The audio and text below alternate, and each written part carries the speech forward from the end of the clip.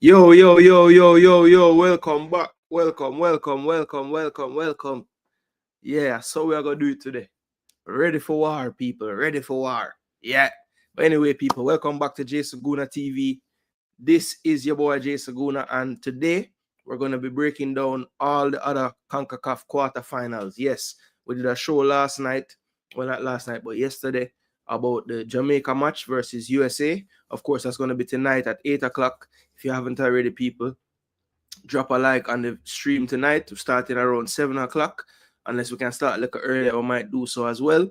But yes, we're very, very excited about that matchup. But we do have some more matchups taking place in CONCACAF. And of course, we know that the way how CONCACAF is doing this thing, the winners of the CONCACAF Nations League quarterfinals, basically, they will be ranked 1 to 4 based on the aggregate scores in this fixture.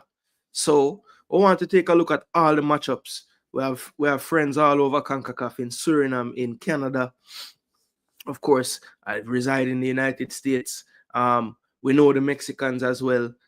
We follow them when they play other teams around the world, because it's one CONCACAF. The better CONCACAF does, the better off it will be for, you see it right here, Jamaica. So we want to give them their time, go through the squad, see who the picks are. You know, teams have improved, see how the players are playing around the world, and basically try to predict the scores for the first leg. We'll do a similar show before the second leg as well, to break down the first games and also talk about the second legs and try to predict those as well. Yes, people, because we are fans of football, and of course, we love Jamaica. That's where we're born. Well, I know born there, but that's where I grow for a long time. I'm a youth, and it's the team that I follow the most in international football.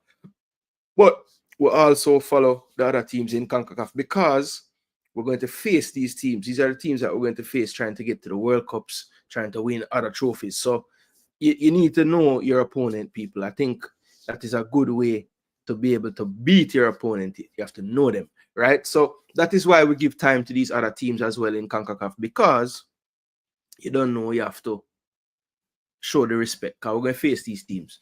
So big up the people in the building early out. Chorus, big up yourself. Float management, big up yourself. Float say great news, Big Bad Ravel in for the second leg. Yes, I just saw that his club over there in the UAE just dropped that news. If people don't know what Float talking about, let me show you guys. No.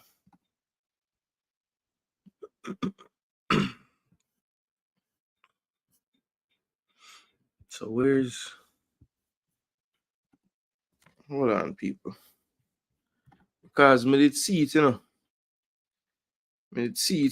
on there. I'm just trying to find which page, because I went to the page and I'm not seeing it. So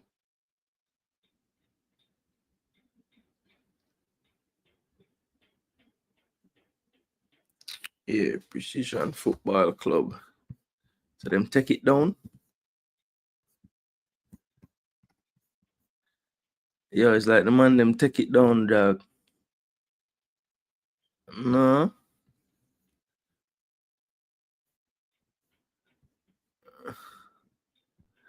But me not understand. The same thing they say.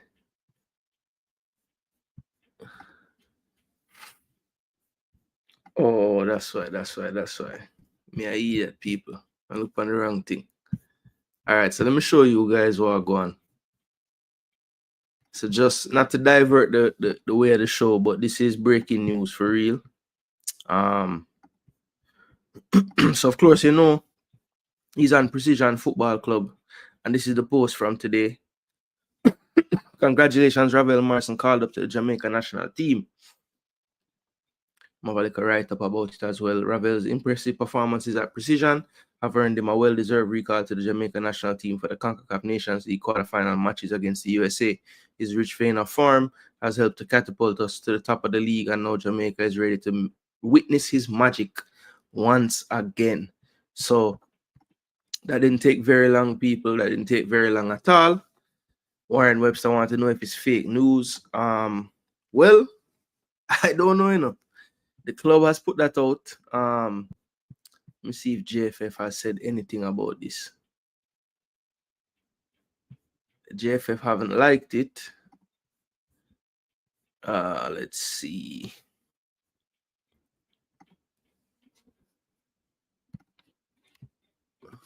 Why am I doing it that way? Search. No need to look far. So JFF has not posted anything about that. They just have the match day post. Drop a like on that. Drop a like on the reggae girls as well. I like all of them, yeah.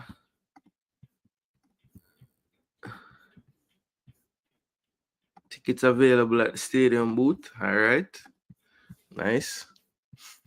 Yeah, so we'll see. We'll see. Yeah, that will be good. I agree. Yeah, man, Curry, tell them to like up the stream. As a matter of fact, people, let me share this around. We're gonna get right into the first matchup. First game we're going to talk about is Suriname versus Canada from Paramaribo.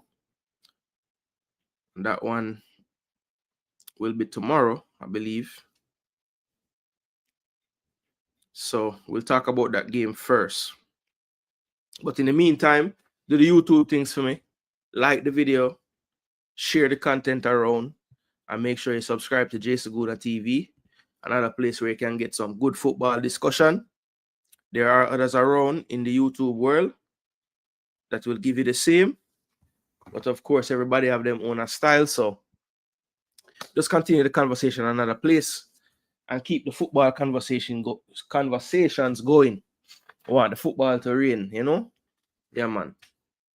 But let's get right into it, people.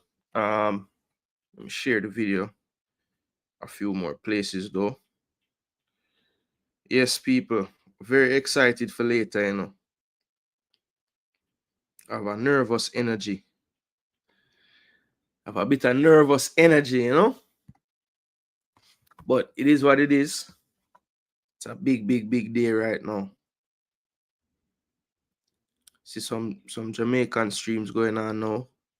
That's all right. People will watch this video back to get some information about the other teams, I'm sure. And everybody in the building now, we're gonna have the discussions in. Yeah, man. That is it, people.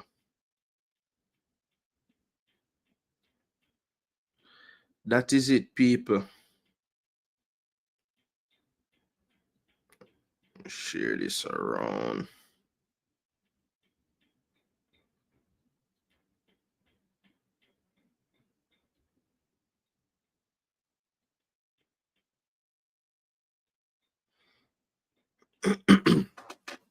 All right, people. Let's do this. So, first things first, let's get the squad on the screen for you guys. And I'm glad that Sean Bass is in the building because we're going to discuss Suriname's team first, see who they picked, and then look at the players, where they're playing, and things of that nature. Hold on, let me get rid of some of this stuff here. Slowing down the big machine. All right, let me close this and close this. Yes. All right, so we're good now, people. We have everything locked off. Let's get down to it. All right, so this is Suriname squad. Let's start from the goalkeeper. So we have Jonathan Funkel, local keeper. We've seen him in the Champions Cup last year. Well, the Caribbean Cup and then the Champions Cup as well for Robin Hood. Warner Hahn at Hammarby. Veteran goalkeeper at this point, you know, probably the most experienced goalkeeper of the lot. But I think Etienne Vassen might get the nod in goal from FC Groningen. So it will be interesting to see who starts. As I said, Warner Hahn is probably the one with the most experience, but I would venture to say Vassen is right now maybe the better equipped for the challenge of Canada. Interesting to see what Sean thinks about that take. Let's see. Defenders now. We have Mighty Abena, Spartak Moscow, of course. Teammates with Jamaican international Shamar Nicholson and Costa Rican international Manfred Ugalde. Then you have Trabzonspor's Stefano Denswell, Millsborough's Anthony Dykesdale, RKC Walwick, Liam Van Helderen. Then you have Ricciano Haps of Venezia, Dion Malone, Carmio Tisa, Van der Kost from Sparta Rotterdam, and Shaquille Pinas, teammates with the goalkeeper at Hammarby. Warner Hahn's teammate, Shaquille Pinas, there in the picture as well. Shaquille Pinas can play left center back, can even play defensive midfield and left back as well. So very versatile player. Good left foot on him. Then you have the midfielders, Renski Adipi of Robin Hood again. So another player from the local team. Viborg's Justin Lohnvik, who I think has added some steel to the midfield and good bite in the attacking midfield area. Kenneth Paul of Queen's Park Rangers in the championship. Emmanuel Ferrai, who you see in the picture there from Hamburg. I thought he had a really good first window in September, maybe not the same in October. They'll be hoping for him to have a window more like the September one this time. Jaden Turkfur comes in from Telstar, and Russell Vleiter as well gets into the team in midfield. Then the attackers now, you have Geraldo Becker of Real Sociedad. Not really prolific in front of goal this season for Sociedad, but had the huge goal in the 1-0 victory recently over Barcelona. Tyrone Conrad of Al Sharjah as well. Then Misajan, who I thought was probably their best attacker or close to it in the last window, maybe even the last two. He comes into this team again, very dangerous winger as well. Jaden Montnor is in the team again. Dylan Vente from Zole and Gleofela Vleiter, who Jamaicans might know from his time with the Phoenix Academy. So he is a Phoenix. There's a Phoenix in the Suriname team. So, Sean, you're in the building, I'm sure, still. So let me know what your thoughts are on the squad. Do you like what you see? There were some players I thought might get over the line for this tie, but it looks like they didn't quite get there. The likes of Adoki, I think, would have helped a lot. But, okay, so Han is not there. He got injured. Okay, Court replace him. All right, thank you, Sean, for that. The Eastern time start time for the Jamaica match is 8 o'clock, 8 p.m.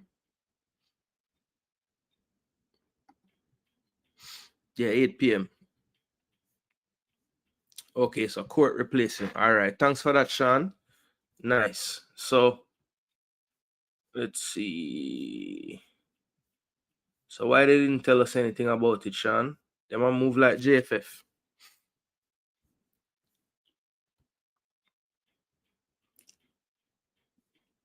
Sean, you'll be in the building tonight, I'm sure. Or tomorrow night, I should say.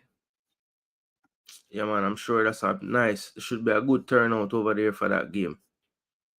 All right, so let's take a look now at a little bit more detail of the team.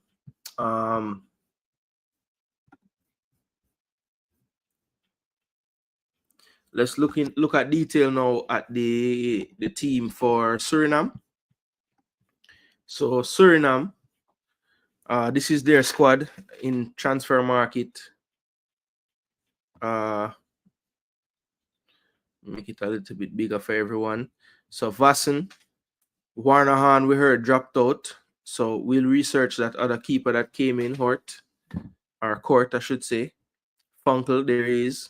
Still only 19 years of age. That's crazy, He's very experienced at his age. There's Denswell over there in Turkey. Very good player. I think he's valued over 2 million. Yeah, almost 3 million, 2.6. Shaquille Pinas as well at Hammarby. Mighty Abena, teammates with Nicholson. 29 years of age. Dion Malone, veteran. Still kicking, 35. Kenneth Paul and Van der Kost as well. He's suspended.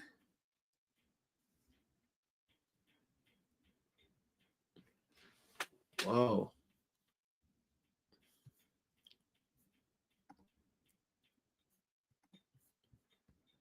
Haps, Dijksteel, Van Helderen, Loonwijk, Ferrari. So you see the players they're bringing in 2.8 million, Loonwijk $1 million.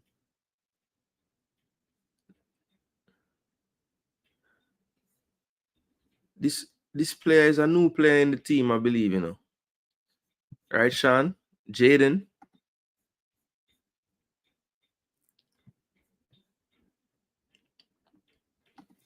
Yeah, good question. What about Piro?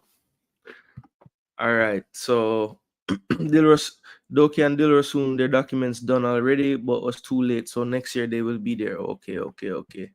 So that's good that at least it's not any kind of change of mind business or anything like that. It's just not quite over the line in time. Mr. John played very well the last window, I'm telling you. Jaden Montnor. I was surprised Girano Kirk wasn't in the team.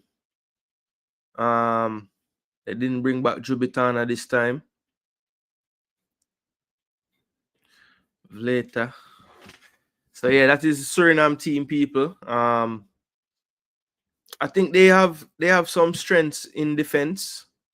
I think, you know, the likes of Abena, Pinas, Denzwell, you know, Kenneth Paul, Haps, very good player.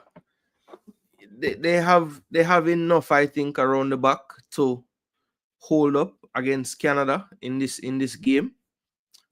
I think the key for them will be trying to take something positive out of the game in Paramaribo tomorrow, because I don't think they'll want to go to Canada, you know, needing to turn around some kind of fixture, like whatever the score is in Suriname. I think it's gonna be a big thing. I don't think they can try to go the Jamaica route against Canada last time, where Jamaica had to go to Canada and beat them 3-2. You know, I don't think that will suit them.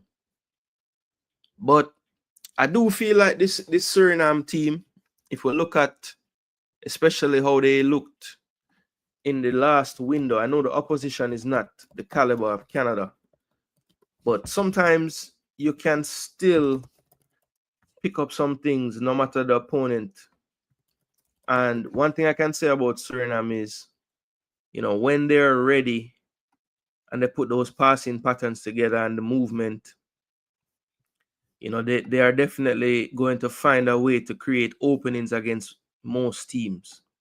If you look at their last couple of games, as I was saying, especially this game right here, I think this is probably the most telling of all. It was in Suriname as well, so it will kind of replicate the situation that we had in the last window. So let's take a look at Suriname's last game, right? Suriname's last game, or second to last game, their last home game, when they played Costa Rica and it drew 1-1.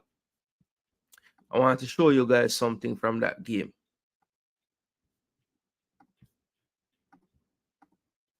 All right, so this was the last game that they played in Suriname, and this was against their toughest opponent in the last round. And I think in this game, they really and truly were the better team.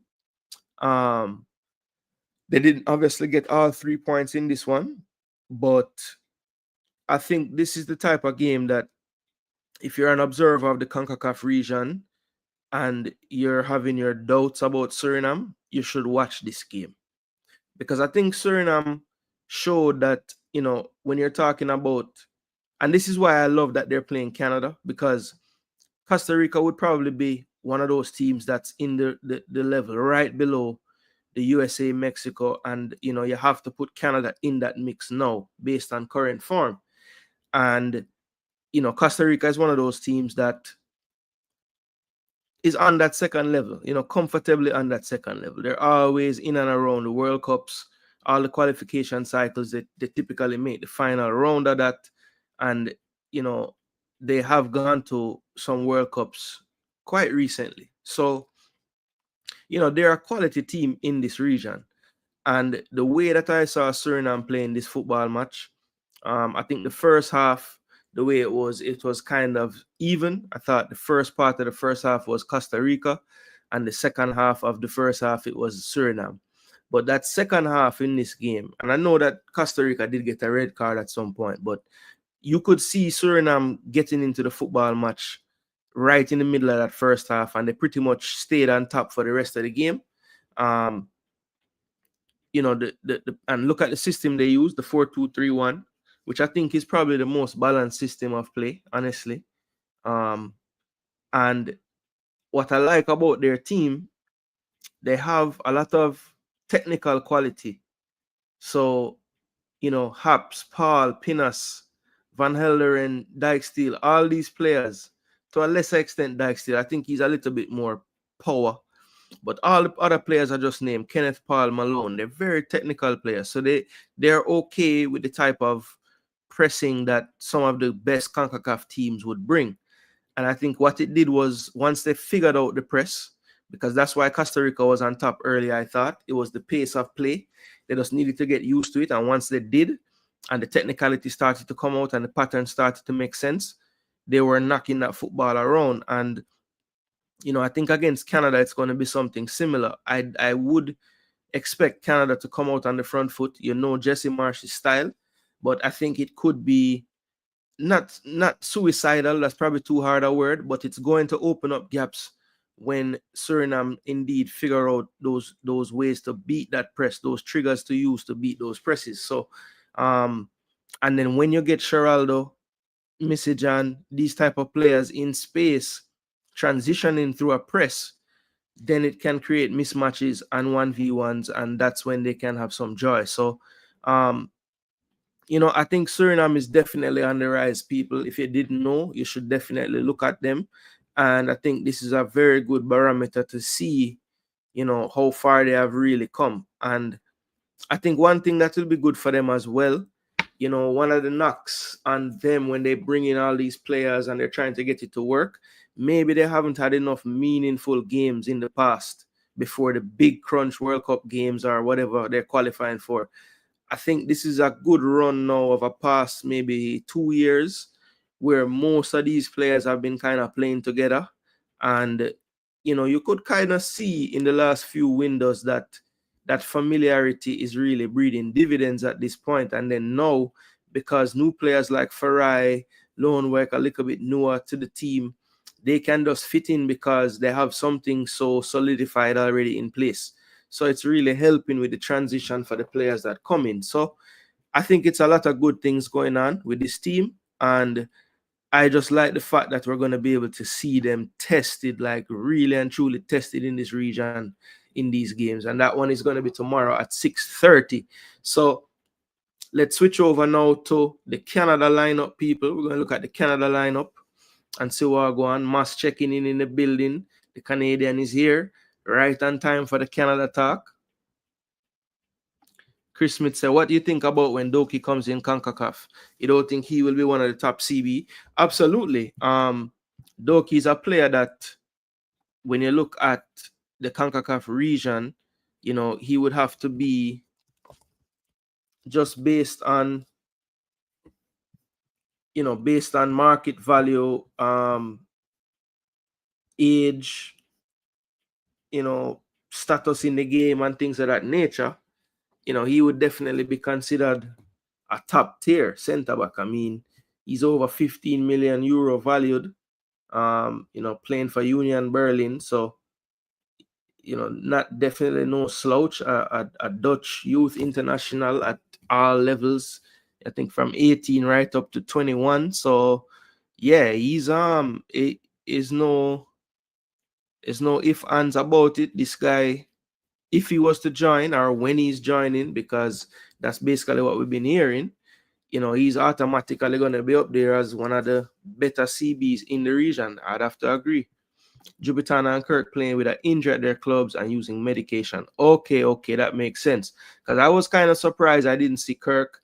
Jubitana, I was surprised as well because I thought he looked dangerous when he gets his minutes. But Kirk was the one I was really surprised about because I like, because normally it might be Missy Jan and Becca playing wide. and you would like to have that option when one of them tired, you know. Usually Becca don't really forward off the field for the most part, but you know, when Missy John has run his race, you have Kirk there so that you don't give the defense any time to relax. Yeah, JGTV is Ravel in the squad. Mobe, according to his club, he has been called for the second leg. Well, it says matches, so they're not really sure what they're talking about all the way. So I don't know. The JFF has not sent anything out. I haven't gotten any correspondence about that anywhere. And usually I would get an update like that for the squad, but we're not getting any of that. I think all the correspondence right now is just on the match tonight, and we know that Ravel is not there for the match tonight. So we have to wait, Moby, and see what go on. Sean, Chris Smith said if Piro comes in, Suriname will be top 5. Suriname passed the ball better than us. I would agree. I would agree there. They are slick passers of the football. Canada Kings of CONCACAF. All right, Mas, you're getting a test. You're getting a test. Yeah, it's tomorrow. It's tomorrow. It's tomorrow. Dutch ballers. That's right. Total football. Haps is very, very good. I agree. Player of the match in the game. Suriname can play out the press. They're just good on the ball. That is true. Big up Patrick Cameron. We're outside, bro. Like the video. Yeah, Montnor. Good quality. Agreed. And he's young.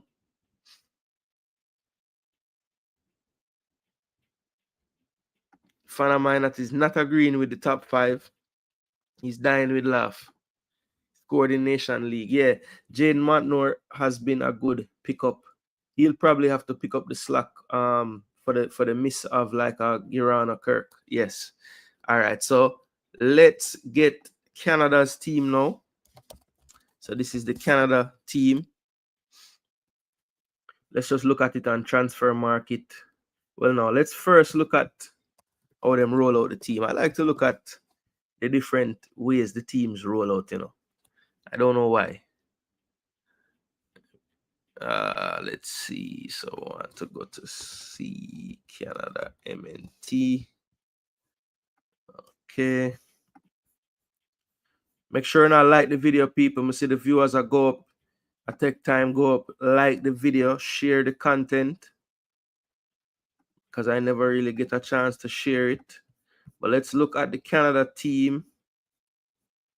They have the people them training and talking. All right, very nice. Liam Miller mash up himself. Get well soon. Okay.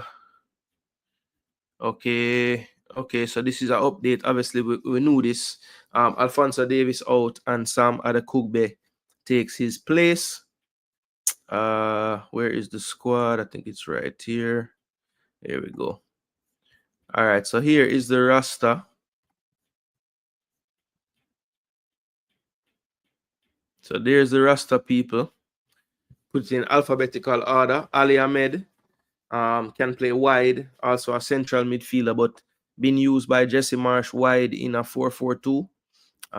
Theo Beer, an attacker that's in the team as well, younger player. See what he can bring.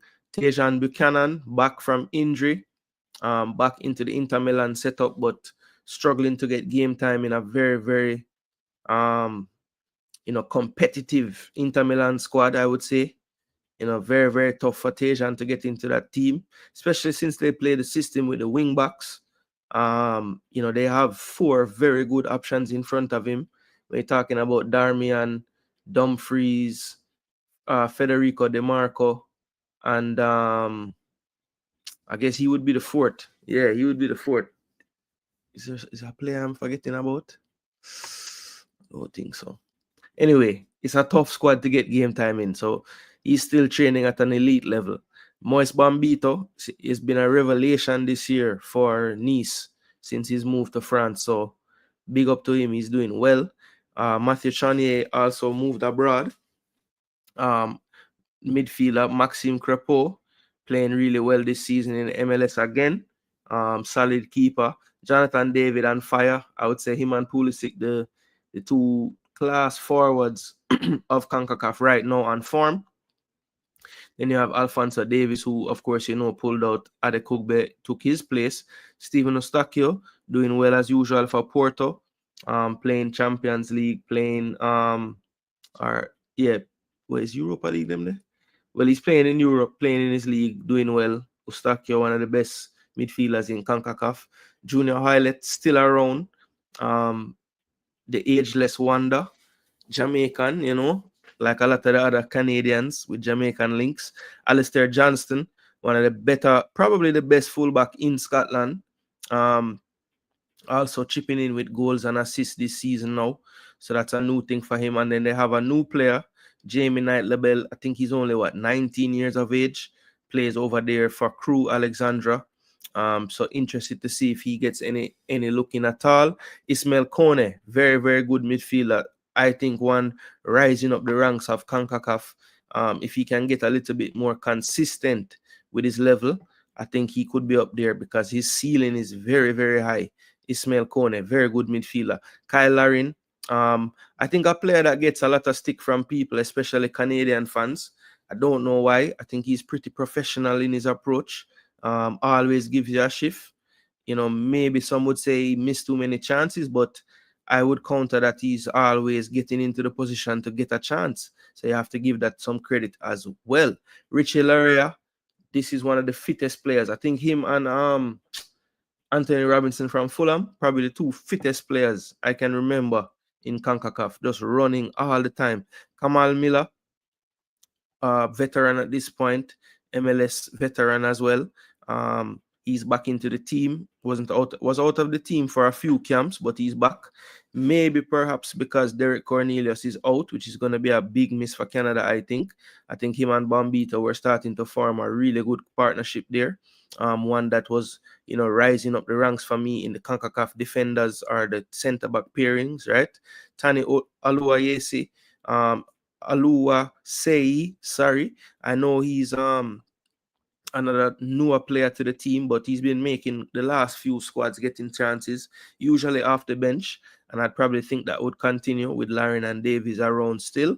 Jonathan Osorio always seems to get into these Canada teams. A player that every coach that goes to Canada and coach them, put him in the team.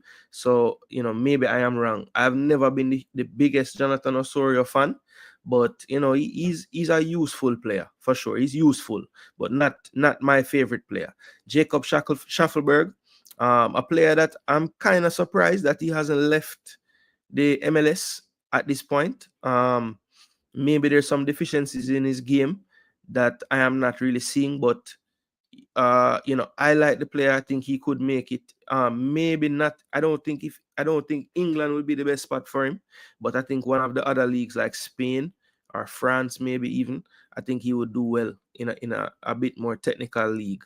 I think he would do well there. Not that English league is not technical, but sometimes when you go to England, you first go to the Championship, which I don't know if he would fit in great there. I think he would be better off in a league where maybe his skill set kind of match it a bit more. So I would say like, Spain, even Germany. But I think this kid could go somewhere. I'm saying kid, but I think he's like mid-20s now. Nico Seeger in the team as well. And then you have Jonathan, young defender in the team. And then you have Dane St. Clair, who had a really good season in the MLS. His team actually still in the playoffs. And then Joel Waterman as well. So that is Canada's team. A bit, they're looking good on paper. They definitely have some names that we're not really so familiar with at this level. But I think the core of the team is pretty much in place. Like I said, the big miss for them, for me, obviously, everybody knows Alphonso Davies. Big miss every time he's not available for Canada. And then also, I think Derek Cornelius. I think that, he was one of the people that I thought was going to help them get over the line, because I do think that familiarity that Bombito and Cornelius starting to form, it was really working out for Canada. And with the way they play, that they're going to leave their backline exposed at times, and that's just Jesse Marsh's way. He's going to press, he's going to leave space in behind, and he's going to rely on his athleticism of his defenders. Now, that's something that Canada does have, you know, everybody on that back line has decent speed. But you take away Derek Cornelius' speed, and then it's time to look now and say, okay, who is going to fill that void? So let's take a look at the transfer market squad for Canada. And the reason why we're going to do that, we're just going to look at some of the players, and we're going to try to figure out, okay, who is going to fill this void that's left behind from Cornelius not being there. And I'm glad Moss is in the building, because obviously he's an avid Canada fan, and we like to have the voices of the places that we're talking about in the building, because it just will make the conversation even more fact-based. All right, so let's take a look now and see. Yes, I agree, Sean. Big blow for them. Big blow for them to not have those two. Fana want to know, when we get Greenwood, what will be our rank? Yo, Fana. Boy, I don't know. Maybe. But them say we don't know, Fana. Them say we in the rankings itself, I think we are 6th. But people say, because we finished 3rd in the Nations League something last time, we are really like 4th. Then put we over Panama. But in the rankings, we're 6th. So I don't know what we work with. How we feel are the rankings. Big up Dima J. We know you're up on the ground like a lizard. Yes. Yo, send on some video clips, Dima, so we can play it for the people them later. Sean, must want to know why Canadians rude all of a sudden, you know? Bambito has been really good. Yeah. Masses, you make me realize that, you know. I send me these clips about the Canada team, and it has said him is the highest most goal scoring. Most goal contributions as a defender in the league. Yeah, Sean, yeah, he's been good since he left. That is true.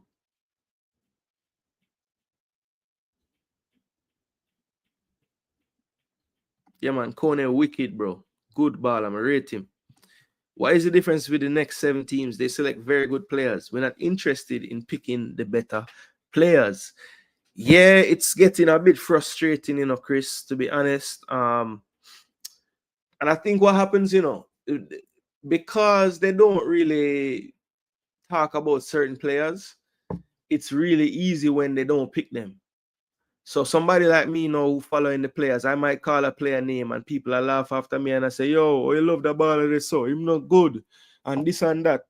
I said, brother, it's not about loving the baller. It's about what are we really using to justify who is better from who is not. So because we like a person more, even if them not going with nothing, once him dead, everybody all right. No matter who else dead. But then when the game are playing now and we need the game for change, the coach now bring on the people them where them want to see, because the coach now believes that them people are going to change the game. And then we cost the coach kind of that better change. So I don't know. People need to figure out what they want to do with them life, you know. I agree David and Larian work well together. I agree. That is true. That is a good point, Mas. He was out for a lot of that campaign that they finished first in. That is true. So I said that I work with. That I work with. I work with the facts that them win the group last time, and them never have him most of the time. All right, so must say they have been here before. No Davies, you know. The next 7 teams, and you can clearly see the difference in squad selection. Yeah, I would say the team that had the most eyebrows raised would probably be USA, because I wasn't predicting some of those names to be in there. But it's not, but even them not picking off a madness, you know, it's like even the players they picked that I was surprised about, like you can pull up their resume and say, okay, they're doing things, you know. So it's not like them have any passengers in the team either. All right, let's take a look at Canada and transfer market. I think they should have updated it. Yeah, so we have it right. So I have the 3rd string goalkeeper.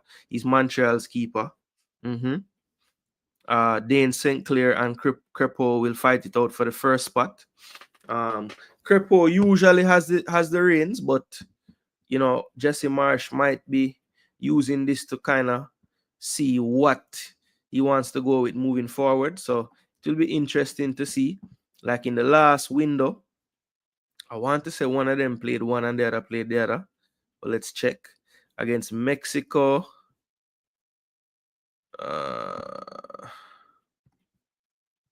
Against Mexico, Dane St. Clair started.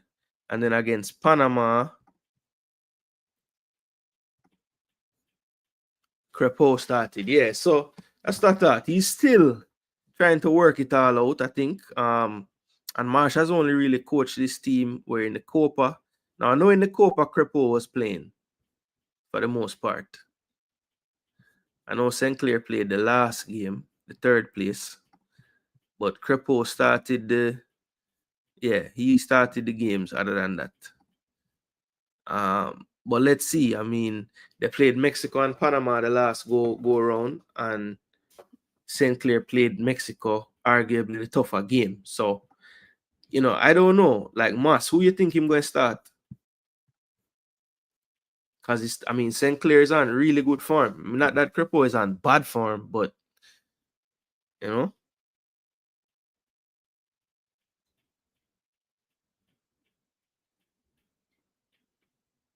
All right, so Moss said Crepo going to start. So I have Crepo, Johnston, Bambito, Kamal, Miller, Adekugbe. So he's going with the tried and trusted people, right? Larea in midfield, Ustakio, Kone, Schaffelberg. All right, so 4-4-2. Yeah, I could see that being the team. I could see that being the team.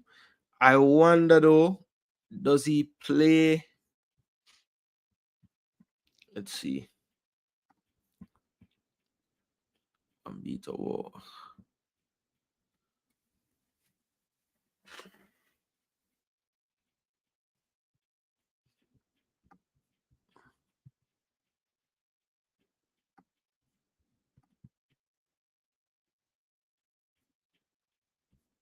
So Cornelius usually play on the left. Yeah, Cornelius usually play on the left. So, all right. Well, if that's the case, it could be Kamal Miller just to play the natural left footer there. Have the experience as well. Maybe especially away from home, you want to put the player that have a little CONCACAF experience. I could see that happening. Yeah, I don't think them going to play the youngster around there. But I don't know if I'm going to start Larea though. I think I'm going to start Ali Ahmed. I'm going to start Ali Ahmed and probably Schaffelberg. That's the only thing I would change in your team still.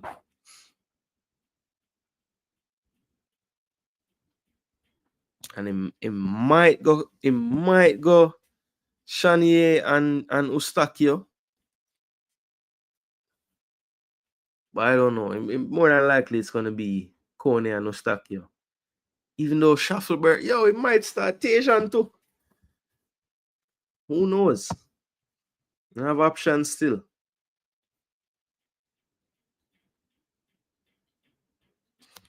A 3 million Tanny value. What? Minnesota gonna make a good food.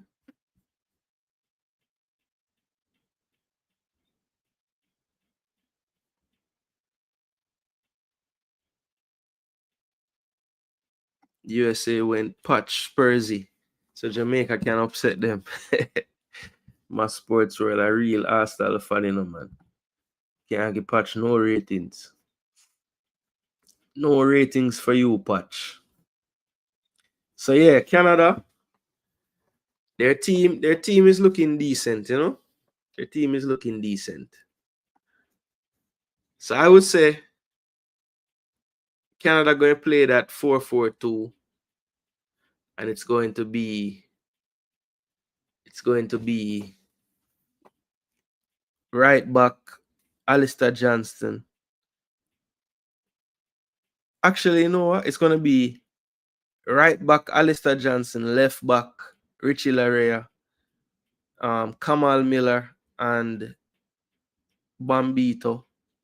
Then in midfield, it's gonna be Ustakio Kone, Ali Ahmed, and Tejan Buchanan, and it's going to be Lauren and David up front. Then for Suriname now, tell you Suriname starting lineup for tomorrow. Tell me how my sound, Sean.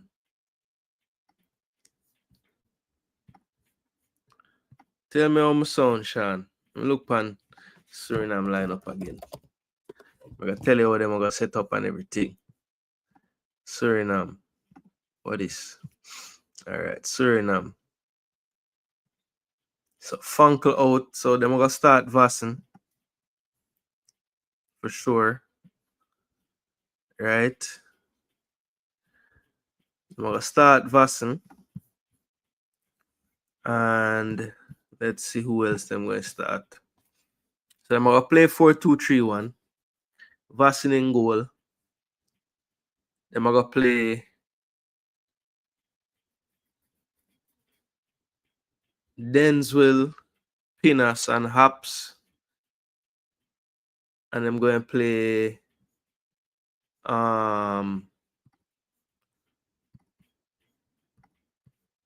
Denzwil, Pinas, and Haps. I'm going to play I think them going to go for Dyke Steele at right back. I think. Yeah. Then midfield now, it's going to be Kenneth Paul and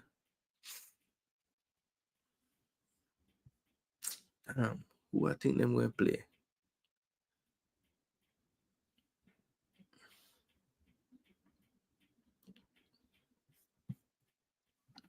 Will they go with the old man? Will they go with the old man in midfield, Ian Malone? That is the question, you know.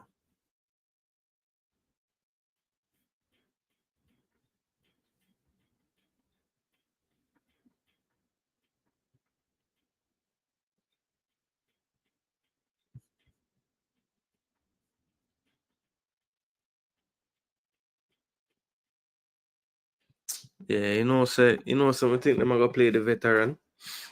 I'm gonna play the vet, you know, from the start, you know. Yeah, I think they're gonna play Kenneth Paul and from the start, I'm gonna play Kenneth Paul and what him name there? And Dion Malone. Yeah. So me see it. Beckerman on the right. Farai in the 10. The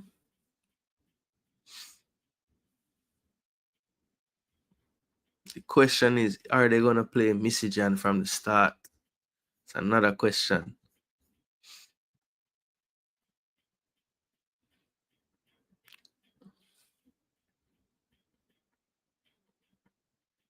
Or do they go with like a player like Lone Vike on that left to kind of give them a little more stability that side? And it can easily shift to an extra person in midfield. Yeah, I think that's what they'll do, you know. Lone Vike, and then up front they will probably have Vlita. Yeah, and then bring on Vente. Yeah, that's what I think they'll do.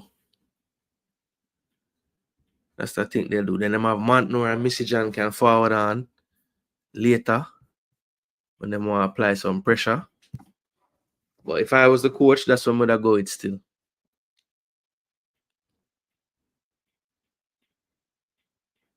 The Wi-Fi was so crappy yesterday on the bus. I lose the stream for win my ticket. Jano.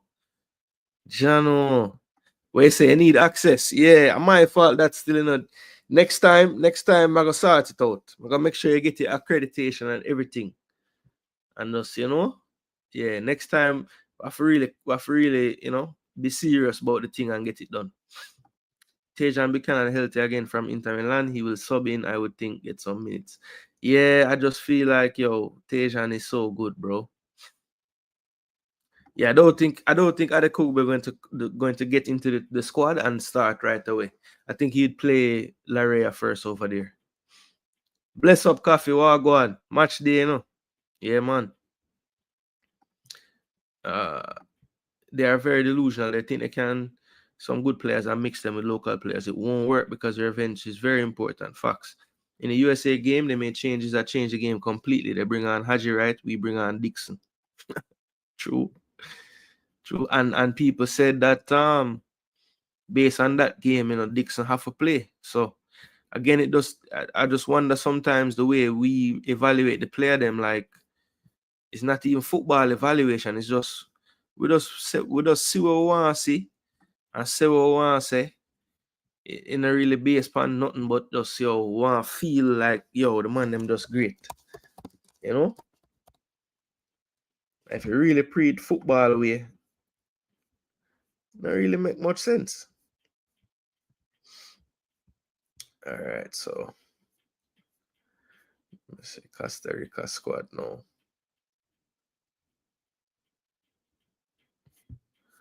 U17. Where is it? Yo, I saw Costa Rica full up of things for them something, man.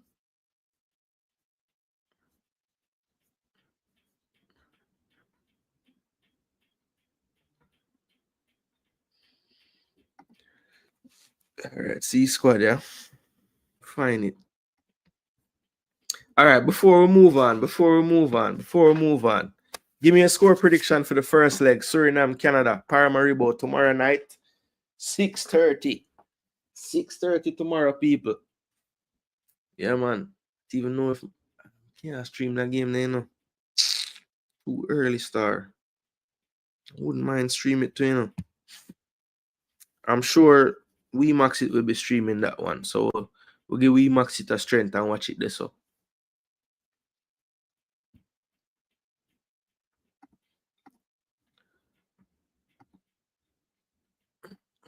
1 to 6:30. That's bad. Channel. Why for 6:30 now? Duke, why everything, you know, man? All right, so give me a score predictions, people. Suriname versus Canada, people. Drop your score prediction. Suriname versus Canada. Canada. Suriname versus Canada, people. Drop that score. All right, so in Paramaribo tomorrow night, sorry. Ooh, this is a tough one, people, because I think Suriname is going to cause them trouble, you know. I think it's all about how the game start out. Canada, with that press, Suriname kind of grow into games sometimes, and Canada can blitz teams. So how will it go in the beginning of the game? You see, if this game is 0-0 after 15-20 minutes, I think Suriname might get a positive result. If Canada can get a goal early though, I think Canada probably get the positive result. So the first 20 minutes, 25 minutes going to play a big role in this game. Based on how Canada been playing lately, I want to say they're going to get the better Suriname early. They're going to really be on top of them early. Why? I think Suriname find them way. Look, I'm going to say this one ends, you know. This one ends 2-2. This one ends 2-2. Yeah, first leg 2-2.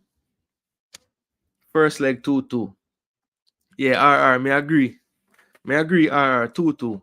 Dima going for a 3-1 Canada. All right. This game will be very close. Suriname 1-0 or a draw. All right, Chris. Chris said 1-0 Suriname or a draw. All right. Well, me I go with the draw, people. 2-2. I think Canada going to start out and maybe even score first. But I think once Suriname get into the game, they start to pass around that pressure a little bit more. and get those opportunities on the transition once they beat the press. Yeah, I think Cornelius' absence will be felt as well. So it won't be the tightest defense this time. So that's why I see Suriname getting a few goals, but I think Canada will breach their defense as well. These players are too deadly in CONCACAF not to do so. So I think 2-2, good game, and all to play for in Canada. But Canada will have the added bonus of the 2 away goals. But let's see how close to the reality that 2-2 prediction will be. All right, so let's move on now to the next team. Now, the next matchup we're going to talk about, people, is Costa Rica versus Panama, people. Costa Rica versus Panama. So this one is a big CONCACAF rivalry. They have had some matchups of late that have been, really crazy.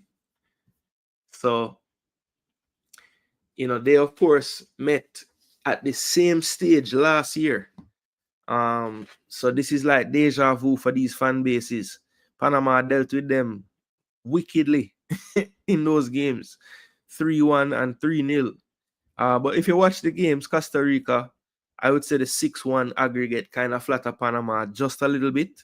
I think Costa Rica were in those games for long stretches, but in the end, you have to give Panama the credit. They were just more clinical and they got the chances put away. Yeah, so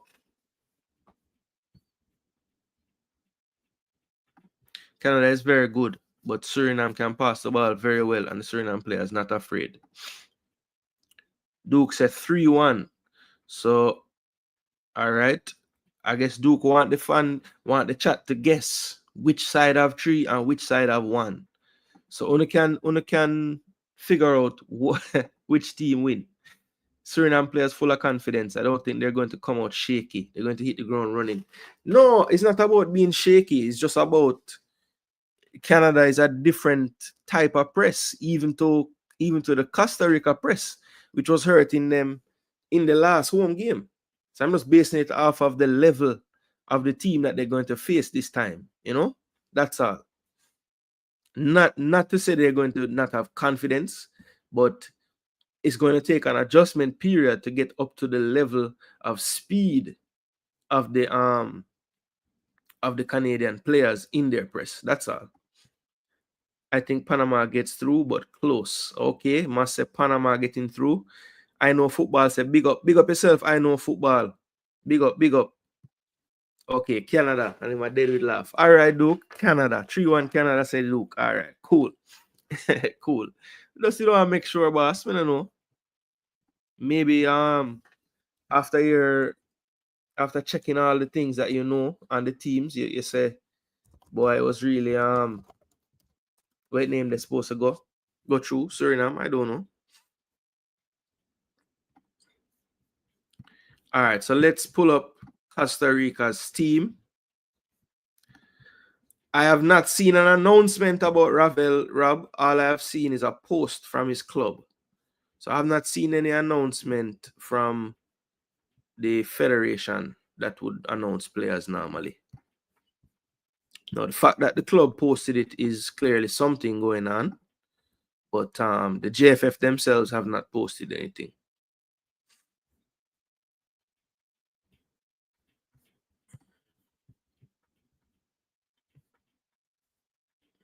So how come?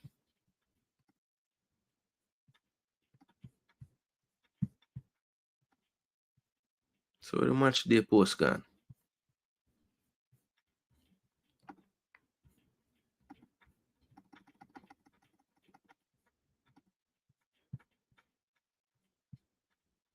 Hold on there. It's not making sense. JFF. Okay, match day. Yeah, no, nothing but Ravelino. Yeah, people them vex yesterday about this VIP parking pass thing, man.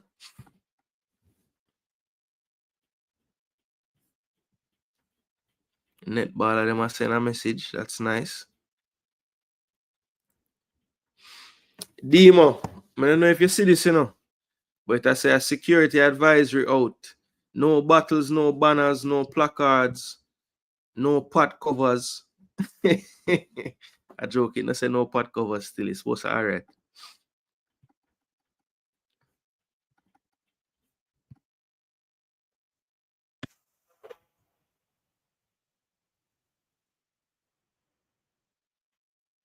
What? Bailey a sing out. You want to say Bailey a singer? Oh, he posted something too? Nice. Cryptic. Well, you know, a Ravel style that, you know. Cryptic bass. See, Ravelinho. One Ravel. Really hard man, you know. One Ravel.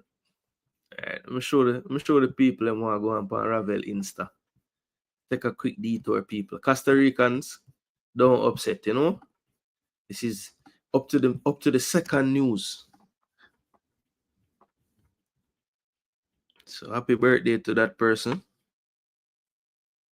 Hey, I don't know if I can play that. I don't think I played longer than the time though. So Ravel, maybe that's when he was bored in the flight. I don't know. Yeah, man, it never said pot cover.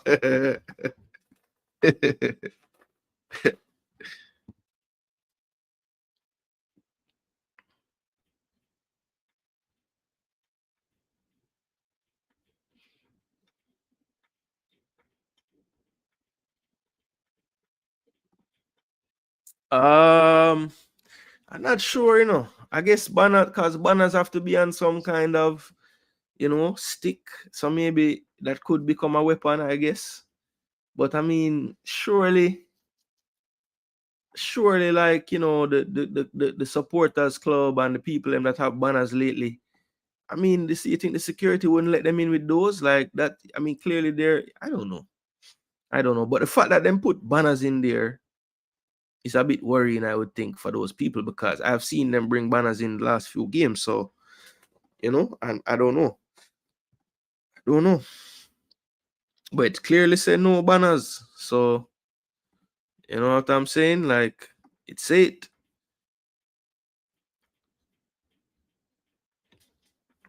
Allowed into the stadium.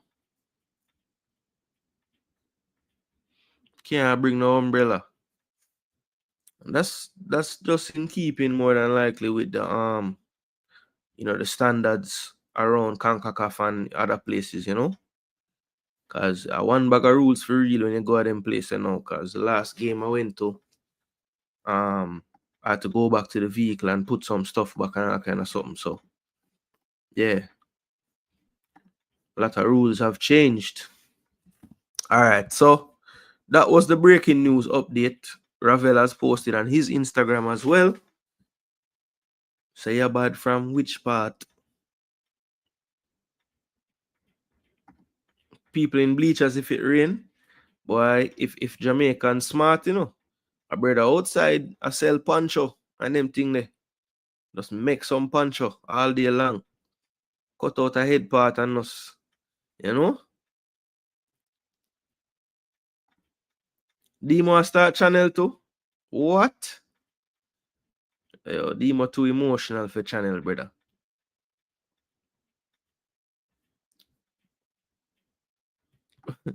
We said it's gonna be a selective process in terms of what banners are banned.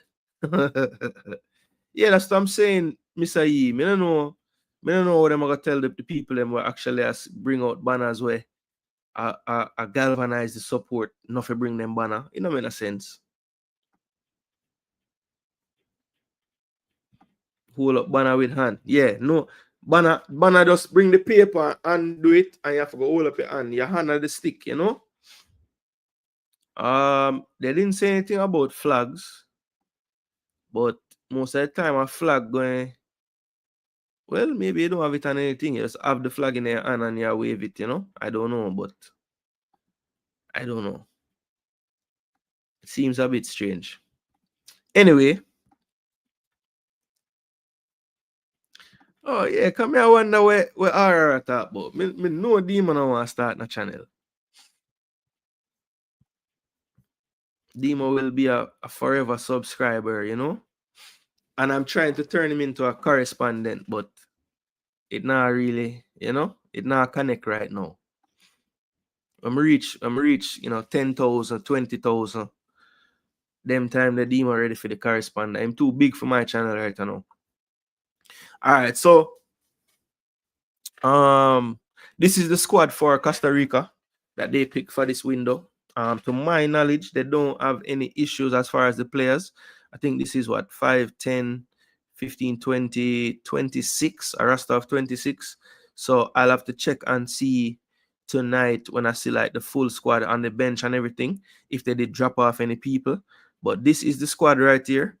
It's a bit small, so let me make it a little bit bigger. The keepers, Sequeira, Briseño, and Lescano, and they have the clubs there. So Sequeira is over in Portugal, the other two in Costa Rica. Then you have Alexis Gamboa, Alau Halense,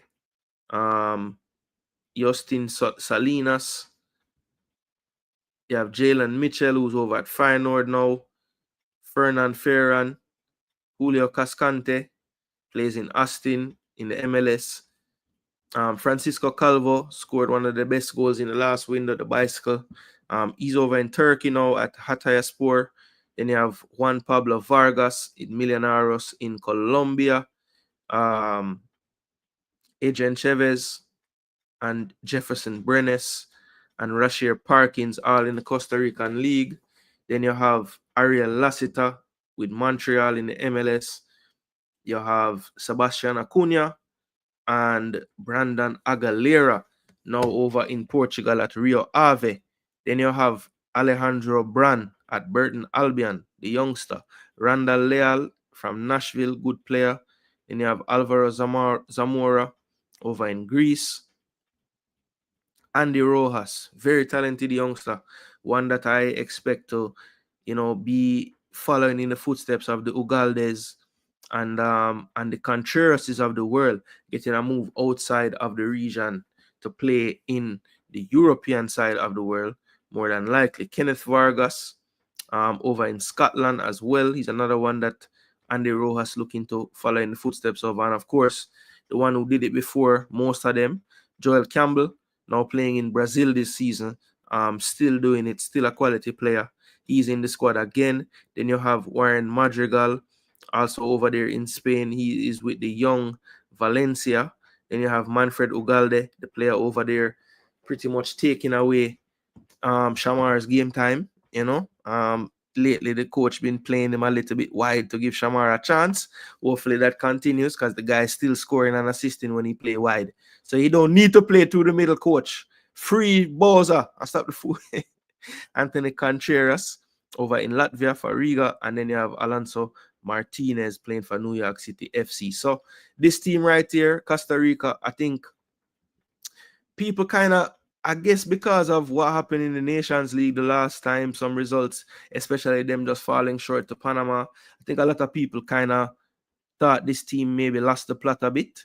But I do think that Claudio Vivas has come in, and that kind of waiting period hasn't really been there because the players had been developing, and you're starting to see the benefits and see that they are actually just retooling right now. Like it's not even like they're gonna have this period where there's a drop off.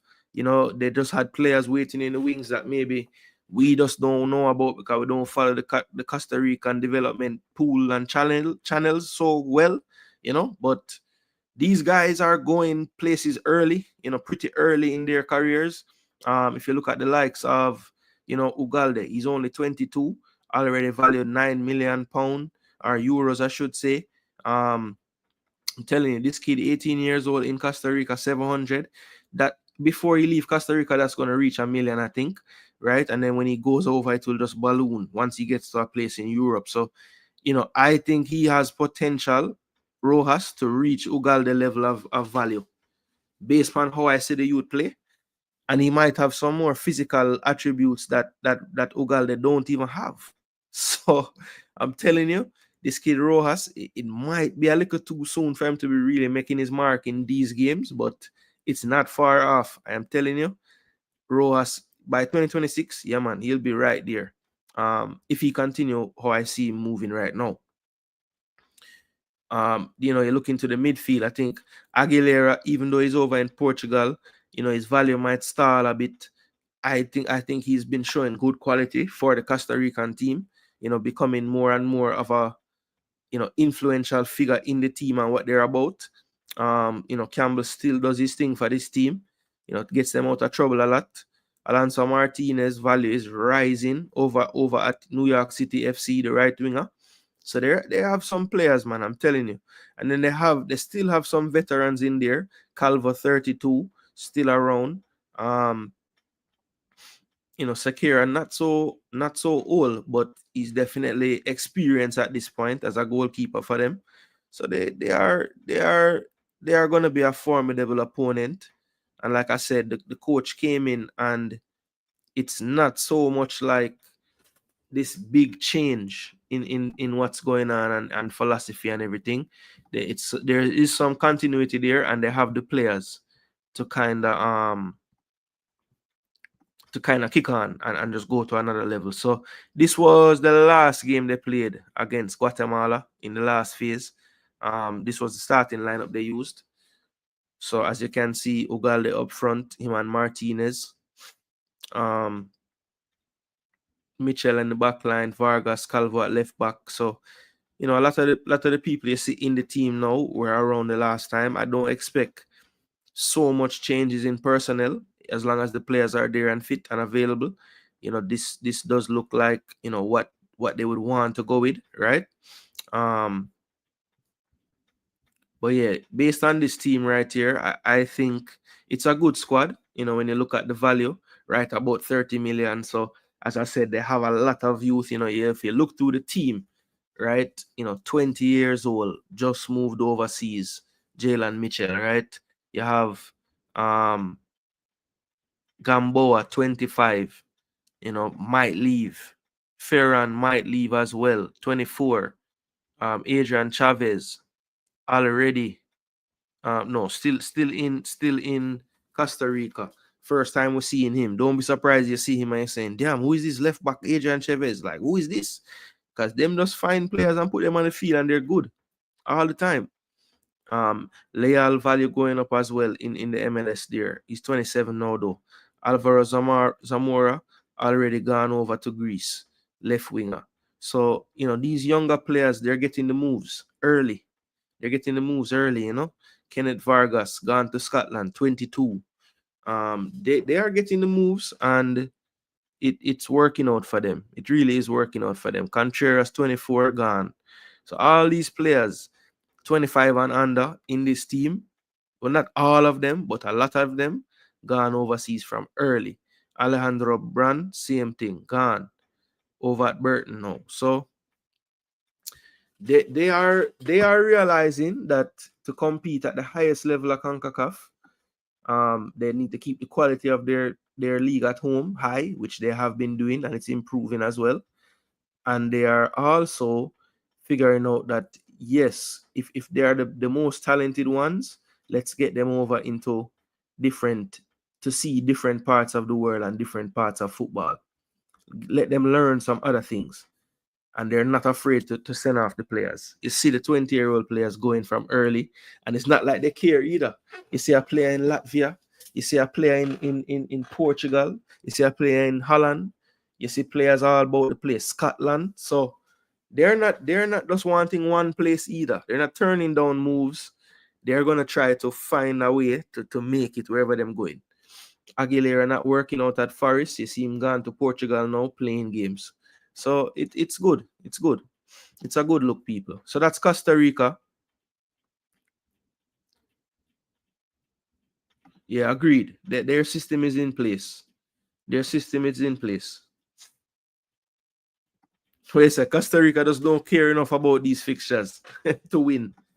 Well, let's see. I think at this point they might care this time, Rob, because because of the opponent they got. They don't want to hear Panama out again. They keep losing to Panama in these games. I'm gonna show you. Because when I looked, I was like, damn, it's so much time Panama beat them of late. Like, you don't realize till you research it, you know. Panama football.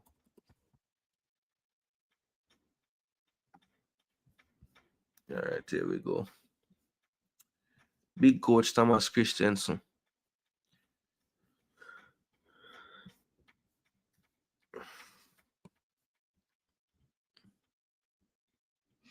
Under 17 girls.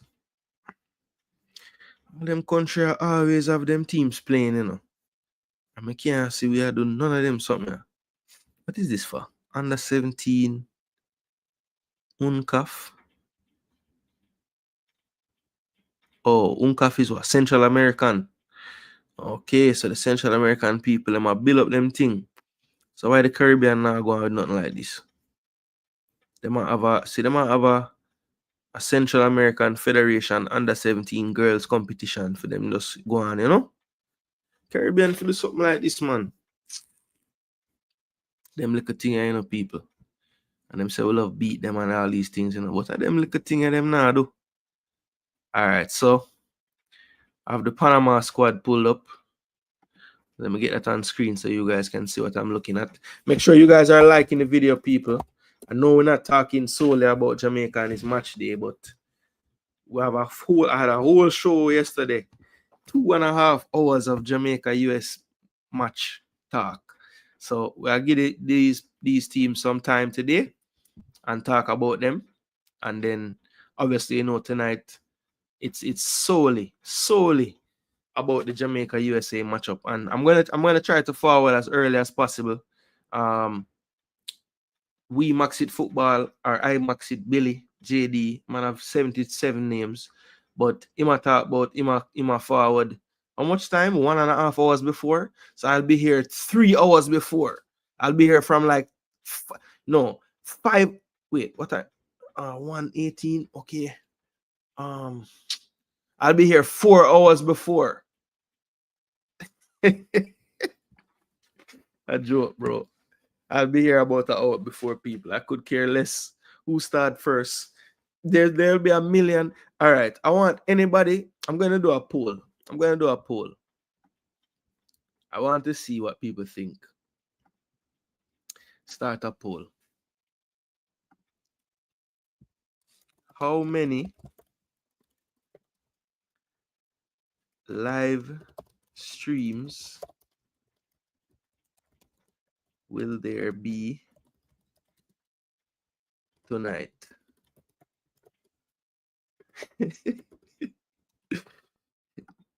So one answer is more than 20,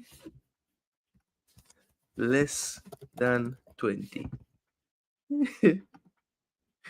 Let me know, people. How many live streams will there be tonight for the Jamaica USA match? More than 20 or less than 20? I maybe we should have put 50. That would have been more realistic. All right, present. All right, so this is the Panama team, people. Ooh, Jake Paul versus Mike Tyson. Yo, tomorrow going rough, you know. I want to watch that, you know. I want to watch a football match them. Damn.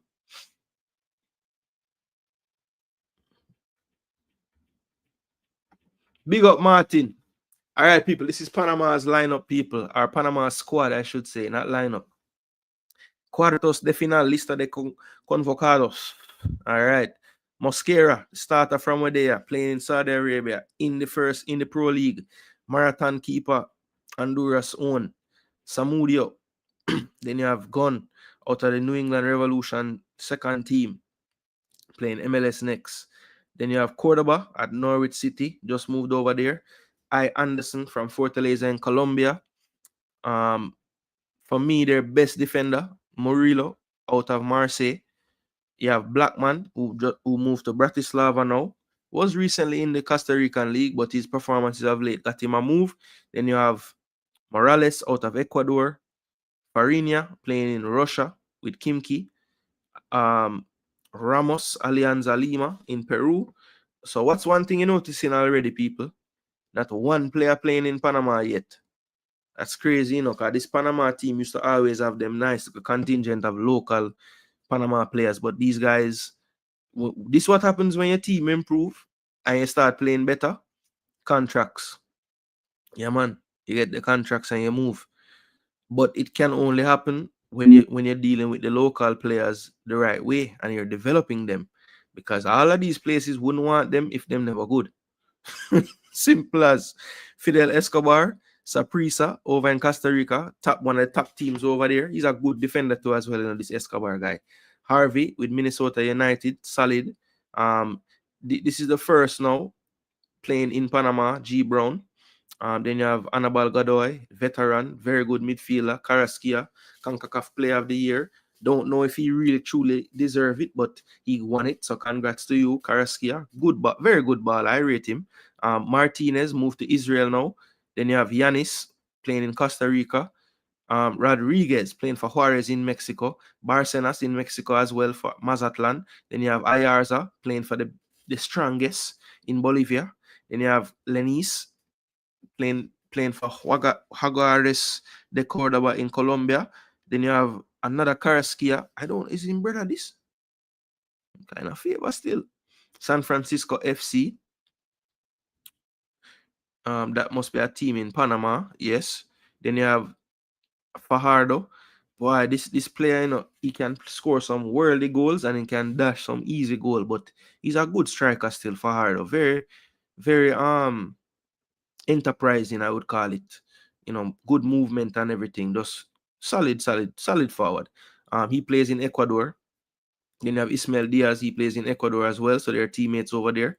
Then you have E. Guerrero playing in the Ukraine. Probably the next hope that you see right now in Panama in terms of the striker role.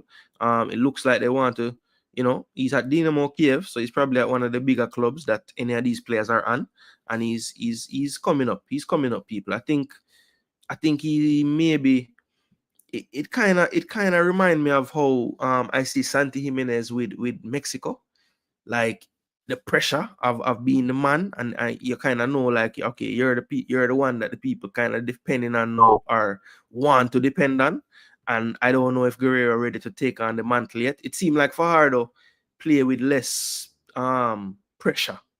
Guerrero is like, you can tell the man is like, yo, I want to be the man, and I want to prove to people that I am the man. And it may be holding back. That's what I'm seeing in his game sometimes. He just look like he's kind of pressing it, like him trying too hard almost. So let's see if him settle down a little bit in these two games. But I think it's gonna be a very good matchup. I think of all the games, for me, this is the closest one. And I don't think that's me being a genius or anything. It's pretty obvious that these are probably the two most evenly matched teams out of all the four quarterfinal matchups, right? And it makes sense. As I said, the last time they met each other, last year, it was not the best for Costa Rica in terms of the results, but I think those games were a lot closer than what they look like. I don't think it would be fair to say that it was just some domination performances, but when you look at the history, it's not good viewing for the Costa Rican fans. And I'll show you guys what I mean by that. But before I do that, let me just look at Panama's lineup as well in terms of the value and the transfer market and what's going on there. Yeah, Saprissa, he plays with Isat Saprissa, yes. So this is Panama's transfer market breakdown right here. Making good time, people. We have one more game to discuss after this, Honduras, Mexico. And then we're out of here till later, people. Because I'm starting the stream 7 hours before. No, it's too late. I'm starting the stream 5.5 hours before. All right, so Orlando Mosquera in goal. More than likely, he will be the starter. He has been the starter now for a little while, since we have not seen... I forget who the goalkeeper was right now, but yeah, Mosquera been holding it down for a little while. Samudio, seen him sometimes, but really Mosquera is the one holding it down, and he recently got his move to Saudi for Al Fire. Then Jose Cordoba in the team now from Norwich. Interested to see if he's thrust right into it. Farini been getting game lately. Escobar is one that always looks to start no matter who is around. This guy always playing under this coach Christensen. Ramos in the team this time. Gabriel Brown in the team as a left back. Murillo, big baller, like him a lot. Think he's probably the best player in this whole team. I know Carrasquilla gets a lot of the credit, and Godoy gets a lot of talk as well. But I think Murillo is the best player in this actual Panama team for me personally. Very, very good player. I rate him a lot. Playing with Mason Greenwood and under Deserbi over there in France. Cesar Blackman, very enterprising player. Wouldn't say he's the most technical player in the world, but their non-technical players are still technical, to be honest, because they can pass the football. Ivan Anderson, very fit player. That's the best thing I'll say about him. Just gonna give you a shift. Christian Martinez, I think he's kind of broken up that Godoy and Carrasquilla partnership. Right now, Godoy at his age, I think he's kind of passing the torch now to Martinez. And even though Martinez don't have the same stature, they definitely have very similar game style, break-up play. And as a matter of fact, Martinez might even be a little bit better at that, to be honest. Godoy might be maybe a little bit better with the line splitting passing. But because Carrasquilla is there, it's okay to just have Christian Martinez be an enforcer in the midfield, which he's very good at. Then you have, I'm assuming this is his guy's little brother, to be honest, getting in the team, Edelson. Carrasquilla, that name, I wouldn't think it's very common. I've never seen anybody else with that name. Jose Luis Rodriguez, very tricky player. Pearl of a left foot on him. Very good left foot. Very exciting player. I like the player. He's over in Mexico now in Liga MX doing his thing. Barcenas, a little bit more of a veteran now, but still very dangerous. One of those players that really understands space very well. Somehow when him get the ball, he always seem to have time. So just a player that I think Christensen relies on for his footballing IQ. And, he always is somebody that can release pressure for this team. He knows how to find space. If you watch him play, it's just one of those players where you just wonder how him always have so much time when him get the ball. But it's just because he's very, very intelligent off the ball. Very good player, Barcenas. And even though he might not be the up and down pacey style, even though he still have pace, he kind of think the game a little bit more now. And for that reason, sometimes you see him popping up everywhere. It's a right winger, but he might get the ball deep from the defenders. You might see him playing central forward. You might see him playing central midfield, number 6, everywhere. Him just go find the football or find space. That is what him do. Him shouldn't have a position. Him should just name space finder. You have Yanis Rodriguez. Eddie Guerrero, as I said, a 24-year-old. I think they're trying to groom this kid to be the future in the striking position. And he can step into those shoes. I just think he needs to calm down and just, relax a little bit more. And the good thing is they still have Fajardo around that can still give you a shift. So if Guerrero not banging it in, then you can just call on the veteran and he probably will give you a goal too. So Panama, I like the balance in the team. They have a good mix of experience, youth. They are poised and definitely confident because they have the better of this team lately. And let me show you guys visually what I'm talking about as far as this domination by Panama of late. Again, you have to watch the football games, people. So I'm not saying that they're just dominating them so much in the actual gameplay, because that's not the case. But let's look at it. So from let's say 2022, because that I would say that's about the cycle. Let me see. Actually, let's count these two in 21. So this was World Championship qualifying. So this was the last World Cup campaign cycle, right? When they played in September of 21, they drew 0-0 in Panama. Christensen was coaching them, okay. And then when they faced off,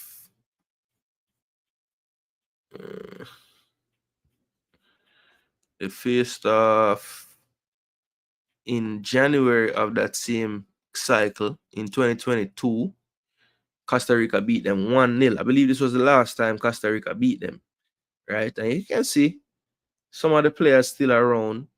You know, no more Gondola. Eric Davis has moved on. Andres Andrade, I don't know what happened to this player, you know. He's only 26 years of age. He used to be a rock. Oh, that's what happened to him. The man been out. Yo, he's a player that they're missing, yo.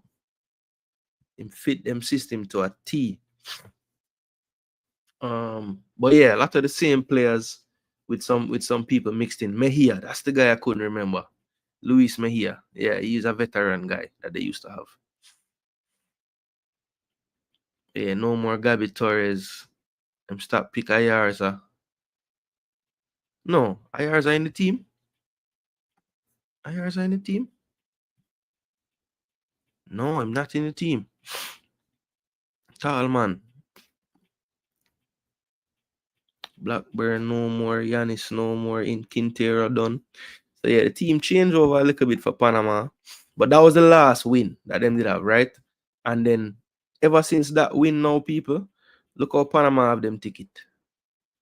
So the last win was the One Love in the World Cup 2022. Then them play again in June, Nations League. They were in the same group.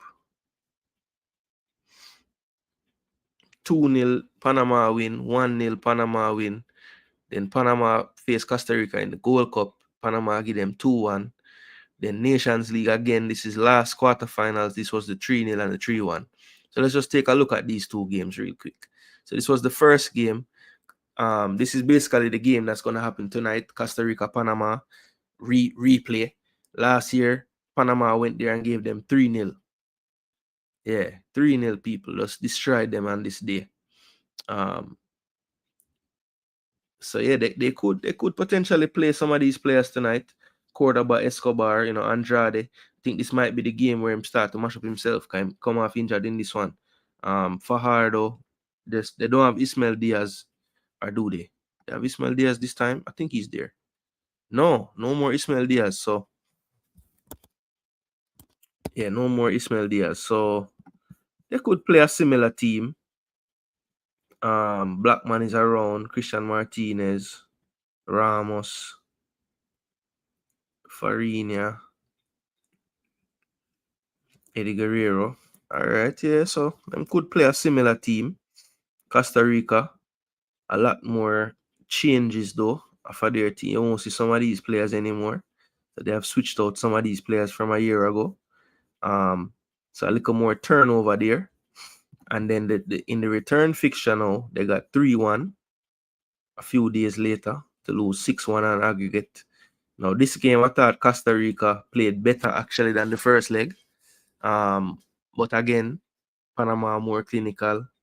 And then by the time Barcenas got that penalty to make it 6-0, it was pretty much over. But Costa Rica in that first half, before they even scored those two goals in the 20th and 23rd, they could have chopped into that lead early in this game, but it wasn't meant to be. Panama, as I said, clinical on the day, but I don't think this one will be so wide of a margin. I don't think Panama has gotten worse, but I think Costa Rica has improved since a year ago. A lot of these players who you see on the pitch have moved on and continue to get better in their careers. The likes of Ugalde, Contreras, Brandon Aguilera, Alejandro Brand, all of these players that you saw making up some of this team, they have all gotten better. So yeah, I would like to think that they are in a better space right this second. And I think they want to avenge. And as Rob Smith say, normally them no business with nothing but World Cup. But I think because the opponent is who it is, they're going to take this one very serious. And they're going to do something tonight, people. I think I like Costa Rica to get a result tonight. So I'm going to say 2-1 Costa Rica. 2-1 Costa Rica. 2-1 Costa Rica. A tight game, but I'm giving them the slight edge at home. Them now get 3 love again. That ain't happening. That ain't happening. So the semifinals, we don't know yet. It's based on how the aggregate scores play out. So let's say a team win 8-0, 8-0 on aggregate, one team win 6-0 on aggregate, one team win 4-0 on aggregate, one team win 2-0. The team will win 8-0 going to play the team will win 2-0, and the team will win 6-0 going to play the team will get 4-0. So they're going to, basically rank the teams on how badly they beat their opponent. And they'll have all the tiebreakers like regular. If the score is the same, they will go to goals scored. Then they'll go to goals conceded, and then they might go to goals away or whatever. I don't know how the breakdown gonna be, but they're gonna rank the teams based on aggregate score. Yeah. Big up. Which is what they did the last time. That's why we faced the USA.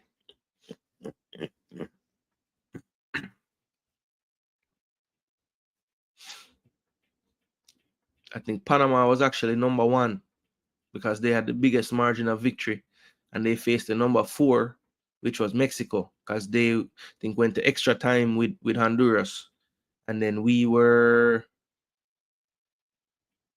think we were actually second, because we had more away goals scored.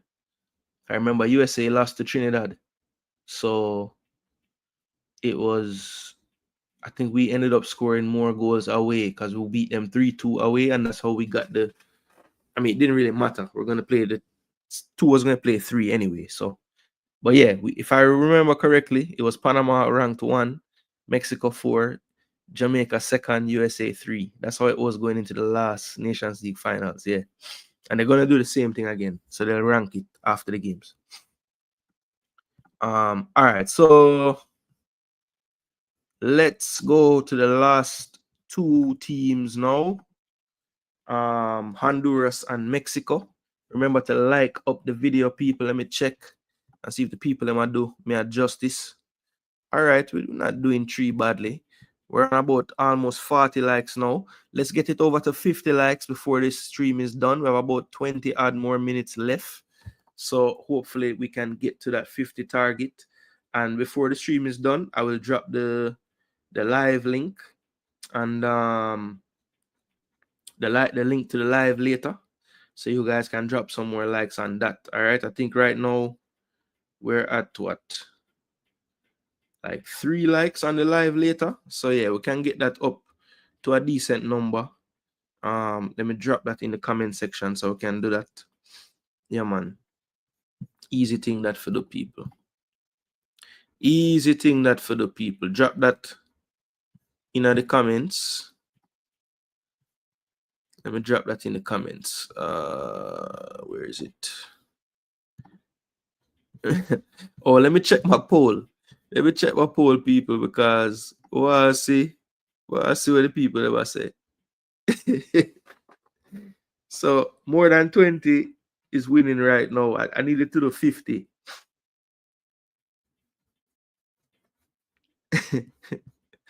DJ Gig said way too many cocoa juice selling streams.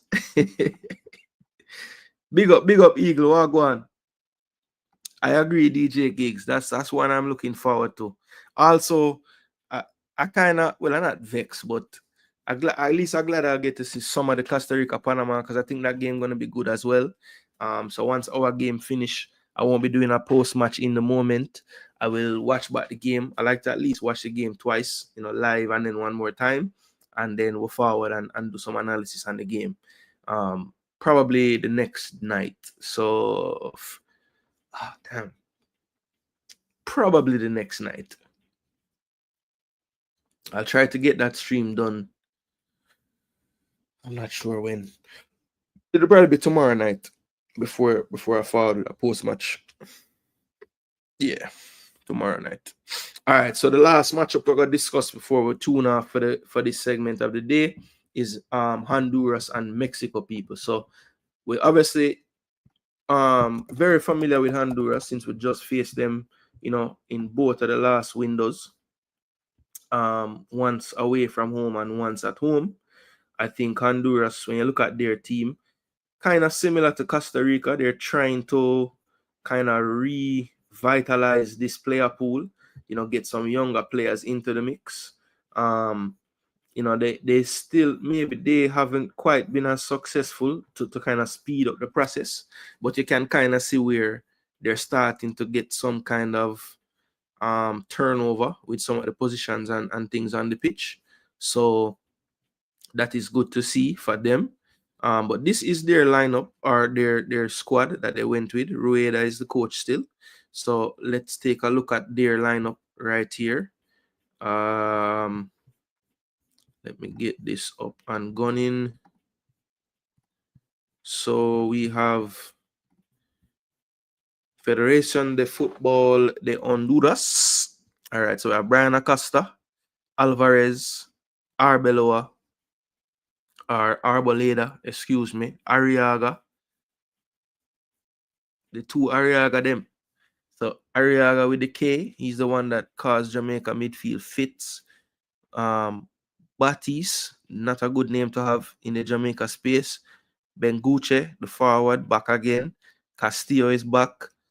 David Flores, the other one that caused Jamaica midfield fits, he's back again. Fonseca, one of the goalkeepers. Then you have Garcia, Licona, another goalkeeper.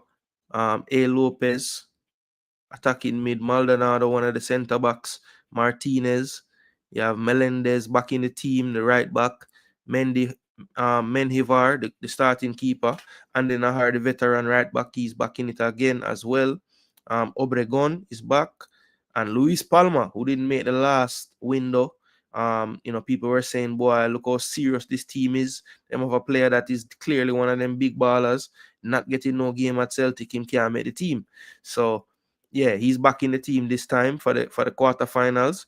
Pineda, Pinto, Rivas, E. Rodriguez, J. Rosales. Then you have Santos, A. Vargas, and L. Vega. So that is the Honduran squad called up for this window. Let's take a look now at them in the transfer market place so that we can see what kind of monetary value this club currently has. Their squad is a 26-player squad that was called up. So let's see what that is looking like. We saw Panama was right under the 30 million. So let's see what Honduras kind of ranks out at. Let's see. Make sure to like the video, people. The target is 50 likes. We're about 11 likes away right now. So go ahead and do me that favor, people. Smash that like button. It is very, very helpful to the channel. All right. So this is the squad right here on the screen. The transfer market list right here. Menjivar, Lopez not in this one. It's going to be Flores and Lecona this time. So we can take out some of that value, 275K. Then we have Maldonado, Vega, who is in the team. Those guys usually start around the back. You have Devran Garcia as an option off the bench as well. And most of these players playing actually in Honduras, if we're being honest. Which, I don't think is necessarily an indictment on them. The Honduran clubs, especially the ones that most of these players would play for, are, considered good in terms of the CONCACAF level. So yeah, it's a big deal. Yeah, I didn't think he was in the team, Yeah, so Ruiz is still hurt. So yeah, he wasn't available for Inter Miami in this playoff run where they got knocked out, and he's not available either for this one. He missed the last window after playing well against us in Honduras when we faced them in the September window. So he's not back yet. Then we have Kervin Arriaga, who I told you he's moved over to Europe now. He's over there for Partizan Belgrade. Then David Flores is in the MLS with Toronto. They really bossed that midfield in the last game with Jamaica. They're going to try to do the same against this Mexican midfield. It will be a different task because, the Mexicans, them just know how to play triangles. So yeah, it's not as easy to trap them as it was with Jamaica. So let's see how they go about, keeping them at bay. This is another replay from last year's quarterfinal as well. So it's going to be very, very interesting to see how this one play out. A lot of people said that they were, maybe robbed in the last go around, too much injury time and all these things. But we can revisit and see how that went if you guys don't remember. It was quite controversial at the time. I want to say Mexico scored in like the 100. I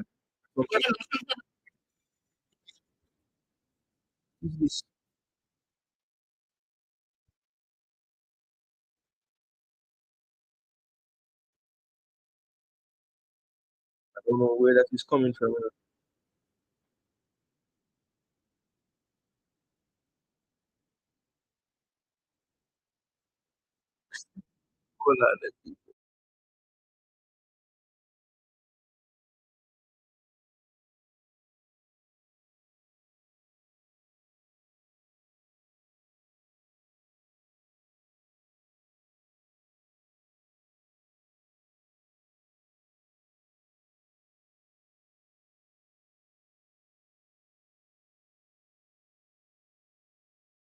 I just say I think Sir Curtis Jones has started today.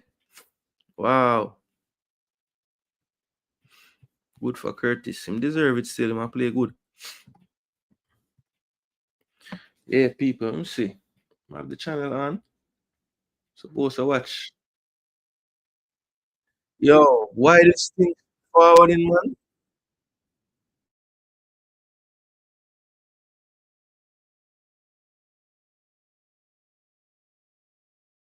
All right, I'm find the culprit for the foolishness. Dash it away. All right, let's see. All right, before we pull up the Honduras Mexico game from last year, let's take a look at something else. Let's just find the Mexican team as it was released. L3. We know that's how we find them.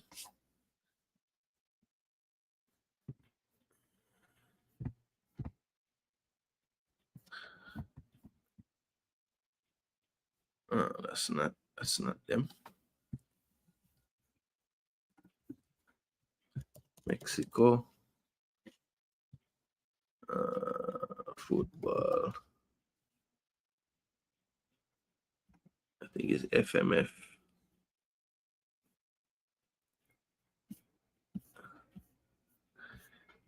Federación Mexicano de Fútbol.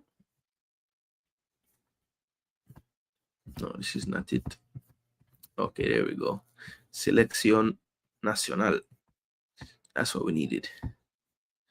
All right, let's see. Where's the squad? See, them club really drop things all the while, man. Can't see the squad. You have to scroll for about 10 years.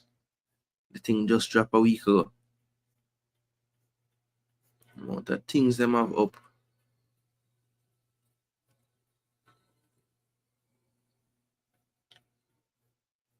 Video not available in my location. What?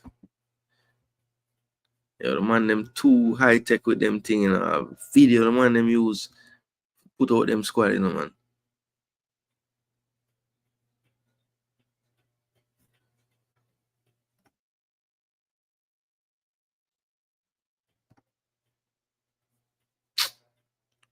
Bruh. So why them don't have like a list? Them can't just give me a list. Why they have to be so difficult? Inside training. Cuartos de final. Bro. This is annoying, man. Mexico squad. Honduras. Muffin, tap your nice.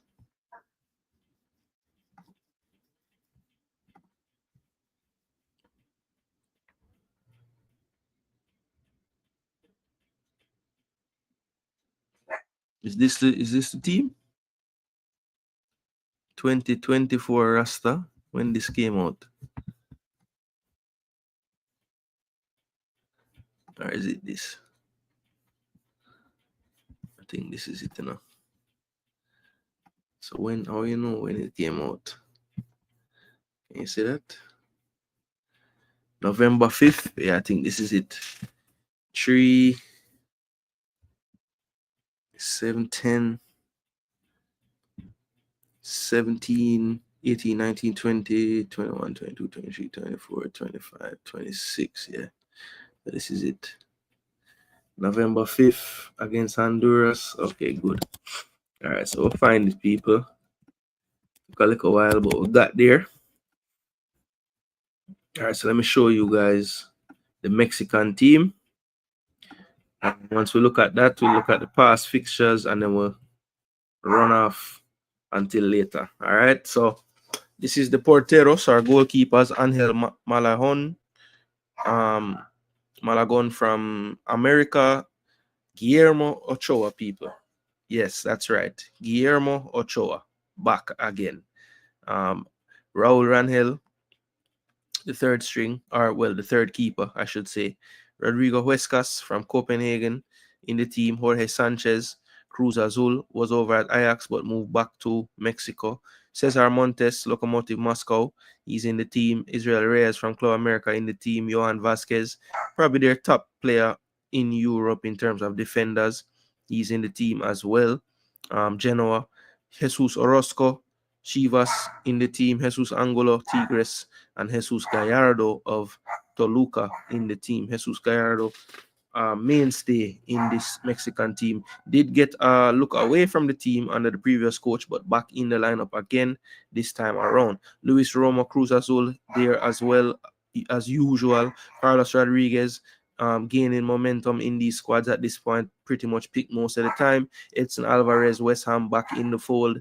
Luis Chavez, now at Moscow as well, is in the team. Eric Lira from Cruz Azul in the team as well. So Cruz Azul midfielders loading it up, as well as Alexis Gutierrez, and then Orbelin Pineda over there in Greece at AEK Athens in the team. Then Delan Toros are forwards. You have Oziel Herrera, Tigres. Diego Lainez also at Tigres. High hopes for him a few years ago. Kind of lost his way a bit, but picking up steam in Liga MX of late. Alexis Vega, Toluca, back into the team. Cesar Huerta of Pumas, also getting more and more minutes in this Mexican lineup. He's back in the team. Julian Quinones, of course, you know, the player there in the picture, number 9, you know, could have represented Colombia as well, but a long time professional in Mexico, so he's there. Muffin! Osh! Raul Jimenez of Fulham. Guillermo Martinez, the giant of Pumas in the team. Angel Sepulveda, Cruz Azul in the team. And Henry Martin back in the team again from Club America. So they have 26 players chosen. Interesting to see what the 23 on the match day will look like. But yeah, I think that it's a squad team. It's a strong team, strong squad. And I think that they definitely have what it takes to get over the line in this tie against Honduras. Now, let me just pull up Mexico's team on the transfer market. Hopefully they have their team kind of updated. Last time they played, it was Copa.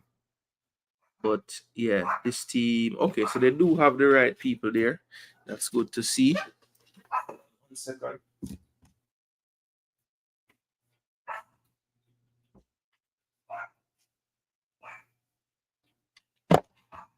Dog, yeah, move mad people. I don't know what I'm to that dog, yeah. All right, so Malagan, Rangel, and Ochoa. Ochoa, 39 years of age now. He's playing where? AVS football. Where the hell is that?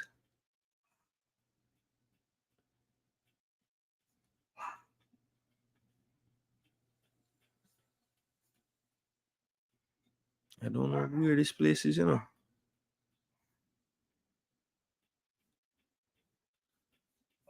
Oh, Portuguese first tier. Wow. See me about for this the club and look there. Then a Portuguese first league I do him thing. Wow. And he's on loan from, I think, Salernitana, I think. Victor Guzman, 22 years of age, 7 mil. He might be leaving Monterrey soon. Wow.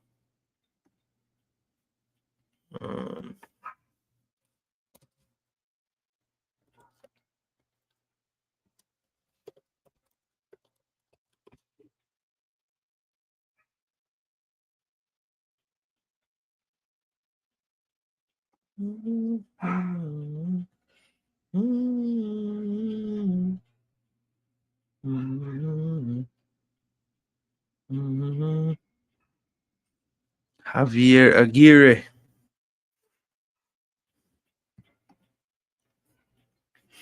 Big man is back.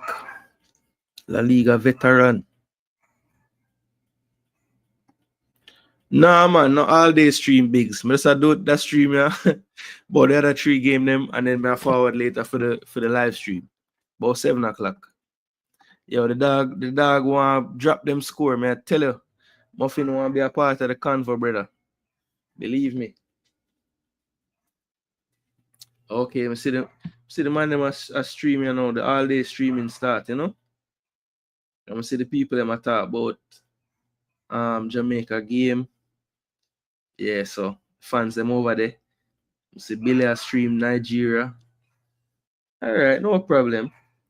People don't want to hear about the other team. Them not too want the education in that sense. But just make sure I drop the like button for me. And yeah, let me get this on screen like I was going to. This is Mexico's lineup for the. This is Mexico's what you call it, transfer market lineups in. Can get a feel for the dollar value that these players have on them. So Mexico, 166 million people. So it's levels to this, you know. The 3 keepers worth about a good 12, and they have Guzman, Orozco, and these are the guys that haven't left yet, you know. These guys haven't left Mexico yet, and them value more than the man them are gone. So yeah, Jesus Orozco, Victor Guzman, both 22. Look what them value already. So it's different levels, man. Jesus Angulo, 6 mil, still in a Mexico play. 26. Jesus Gallardo, 1,000 years old. In a Liga MX, still value 4. Rodrigo Huescas, one of the new players again. Copenhagen already 6 mil. Israel Reyes, only 24. He's worth 4.5. Sanchez, you know, he's gone to Ajax and forward back already. 3 mil. Edson worth 35. Luis Chavez 9. Carlos Rodriguez in midfield worth 7. 6 for Lira. 7 for Orbelines. 5 for Romo. Huerta. Alexis Gutierrez just are getting money up now. 1.5. 6 for Huerta. 5 for Vega. Vega is only 26. Damn. Ozil Herrera only 23. 4.5. Linus is only 24. This man been around for like 5 cycles now. 3.5. Quinones, 10 mil. Now gone over to Saudi. Raul Jimenez, 33. Still worth 5.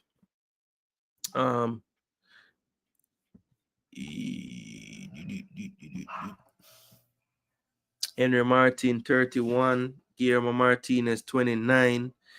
Angel Sepulveda, 800K at 33. All right, so that is it.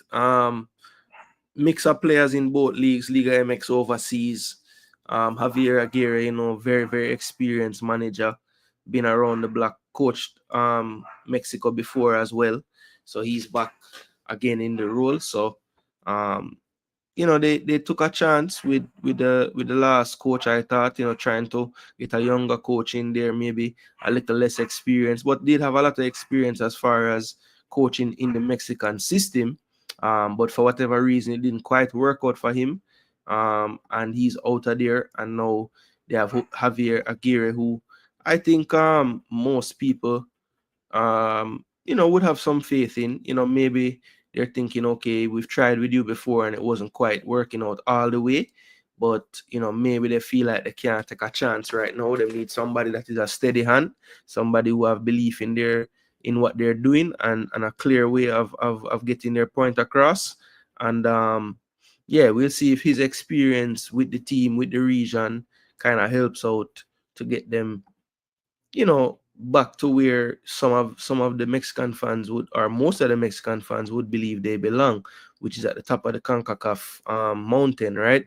They've got a lot of pushback lately from the USA, and then Canada has entered the fray now, winning the World Cup qualifying cycle, and beating them in friendlies and things of this nature, are drawing with them. So yeah, Mexico would want to make a statement. The US has been the only team to win the Nations League, I think, all 3 editions at this point. So, they don't want them to get 4 in a row. And, it starts with a good performance here in the quarterfinals just to get to the Nations League finals. Now, the last thing I want to do before I give my prediction, as we're right on the 2-hour mark, is go to the latest matches.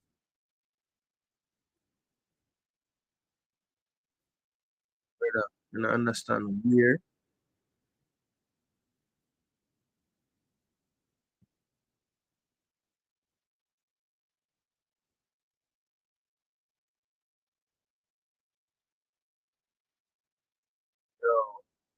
Bro,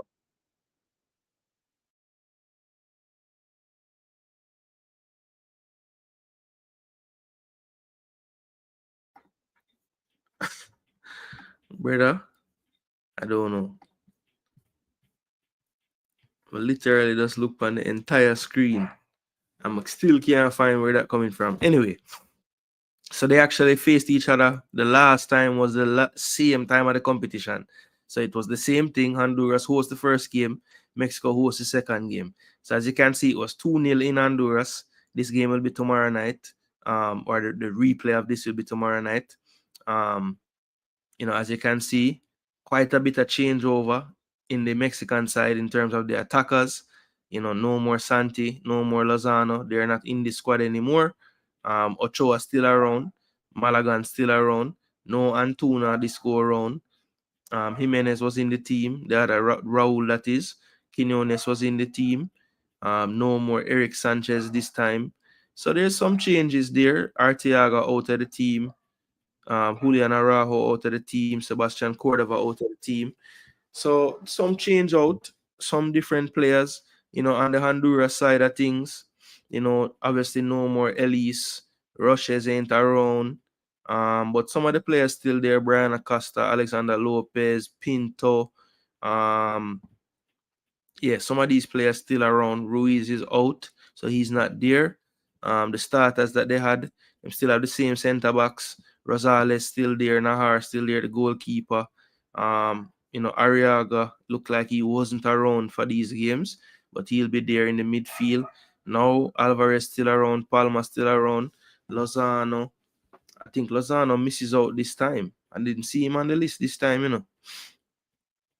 Yeah, so that's gonna be something to look for, like who they're gonna use to replace Lozano in that front line. That's gonna be very interesting, people. I could have swear that Lozano wasn't in the team. Hold on, let me see. Might be talking foolishness, Don't think so though. But let me double check, people. Let me just double check.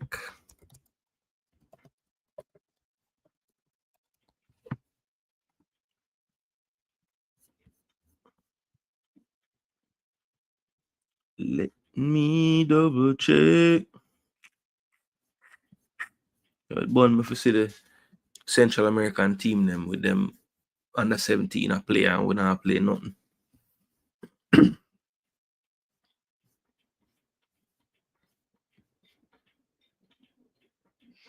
Yeah, I didn't think so. So Lozano must have a knock. I mean, he didn't look the best, if you're being honest, in that game against Jamaica. He didn't look the best. He did play the last window, but he didn't look the best. He looked very slow, sluggish. I think one of the time then when I think it was Holgate when he had that bad play where he gave away the ball. I think Maggie looked like he was showing for the ball, but then he run away and Holgate passed the ball. It got given away. Lozano got the ball and could have run at the people and just never looked like he was up to it. None at all. So I don't know. He's not in the team right now, so I'm assuming that it's some kind of injury stuff going on because, you know, he's a player that they probably wouldn't normally drop, you know. So who will lead the line is the question. You know, Bengucci can play up front as a lone striker, but will it be him? That will be the interesting thing to see. But these were the games that they played last November when they had the same matchup. Let me see. Okay. Why didn't you go to it? Here we go.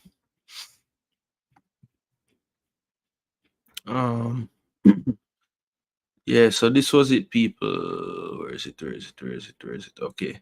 So 2-0 to Honduras in Honduras, and then the return leg was 2-0. But what was interesting about this one, 90 plus 11, you know, people. That's when the man them get them equalizer, you know. And then them hold him out for the extra time. And then penalties it went to, and it was 4-2. So Honduras couldn't keep the nerve in the penalties. But yeah, man, it was a mad thing. A really mad ending. Even the man them, I think a man gets sent off from the bench, kinds of vex. Yeah, man, violent conduct from the bench. This was a madness. I'm telling you, be a madness going into the game. Yeah. Yeah, so that was Mexico needing every minute out of 115 minutes to get the result. And I wonder, you know, I really wonder if this one gonna be similar in terms of how close Honduras was able to keep the game. You know, I think it's possible because, you know, Mexico, for me, I don't know that. To me, this version of Mexico, I just don't see them running away from teams like they could one time. You know, and also I think Honduras does have a very solid, you know, set kind of back six that know each other, play well together. They do a great job of working hard and clogging up spaces.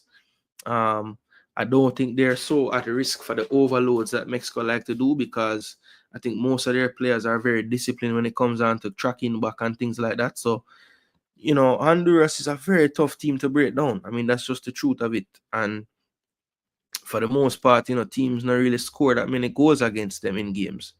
You know, 2 is probably the most you'll see scored on them for the most part, you know. So, you know, with all that being said,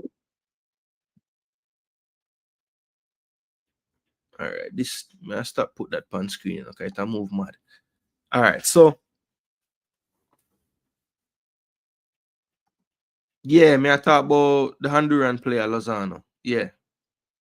But Hervin Lozano out too. Him not get picked. Chucky Lozano out too. Yeah, he missed some opportunities. Yeah. And he's usually very clinical, you know, very dangerous. He didn't look like he was 1,000% to me. So it's not shocking that he's not in the team. I figure he had something going on, you know. I'll get some more info and figure out if it's like if it's just merit them don't pick him on, or I'm hurt, you know. But I would think him injured, you know. But yeah, for me, Honduras at home, I give them the slight edge, you know. I really do, but I don't think them going to win. So I'm gonna say a tight affair. 1-1. 1-1 Honduras, Mexico. So that is it, you know, people. We have the 3 games for the first leg predicted. Of course, tonight it's going to be Costa Rica, Panama. I think that one starts at 9 o'clock and Jamaica start at 8. So we'll see a little bit of the end of it, of course, after Jamaica match. I'm predicting a 2-1 win for Costa Rica tonight in Costa Rica. So we'll see if that comes true. And then tomorrow, we have 2 matches again. We have Suriname, Canada at 6:30. I'm going with a 2-all draw in that game. So maybe that's a surprise to some, but I'm going with a 2-all draw. And then I'm going with a a Honduras 1, Mexico 1 draw tomorrow night in Honduras. Yes, people. So 2-1 Costa Rica over Panama, 2-2 Suriname, Canada, 1-1 Honduras, Mexico. Those are my predictions, people. If you didn't get a chance to watch the show live, drop your 3 predictions of the other quarterfinals in the predictions below, in the comments below, excuse me. And remember, before I go with people, let me do this. And let me give credit to the person who I learned this from. He's he has 2 channels. He's a I don't know what you call him, the hardest working YouTuber ever in life. He goes so extremely hard for his subscribers and fans.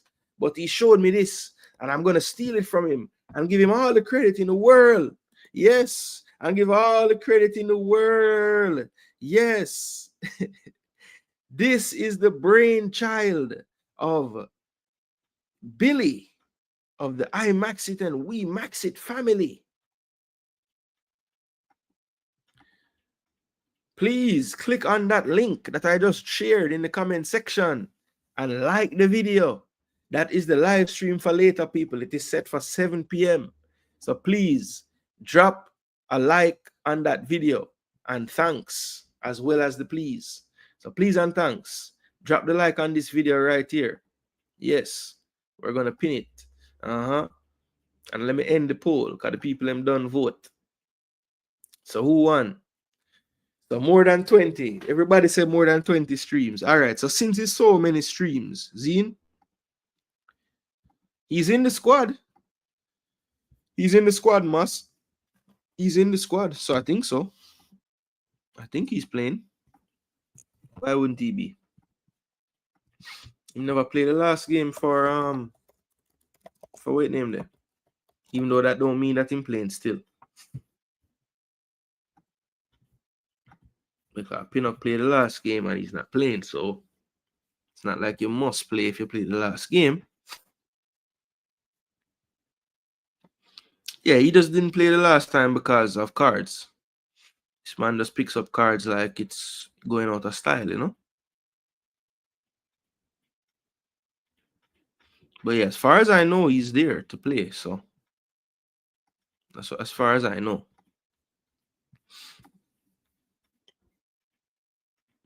It's the link for the current stream. Damn. See them here talk all kind of foolishness and send the wrong thing. All right, I'm just delete that, people. Hopefully delete the pin one too. Well, I can drop a like on the current stream too. We'll find the right one. And all that credit I was giving, it still applies, okay? This cannot be the current stream. I'm telling you. I'm telling you it's not the current stream.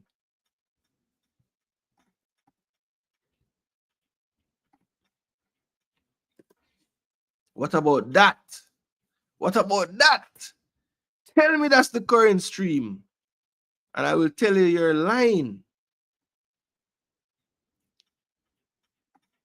Replace the damn pin message with this. I never even need to pin it because I've done the stream now. But yeah, if people watch it back, them can see it. Show the chat. Good now. All right, good. So yo, people, click on that. Let me go over there and see what I go on. And teach me this too, you know. Teach me to go over there and check.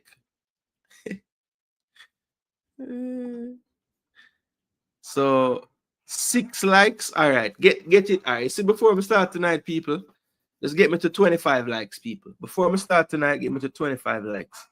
Just share this few time well, and it must reach 25 people. Big up on yourself. Thanks for the support again. 2 hours and 13 minutes. So we're putting in with time, everybody. We see We Max It a stream over upon the, I think Nigeria have a game right now. So I'm gonna go over there and show some support. I will be back tonight, 7 o'clock the latest, maybe a little earlier than that. But right now we're set for 7 people. So we definitely will be here 7 o'clock in front of the screen, ready for giving all the latest news updates before the game start. When we go through and give you the commentary, I will finally give a score prediction for the Jamaica game tonight as well. So stay tuned, people. We will be back full of vibes, energy, and hopefully, people, hopefully we can get a positive result in the office. Big up. Thanks so much for the support. Come on, Reggae Boys. We need this one. Yeah, man. Big up on yourself. Thanks.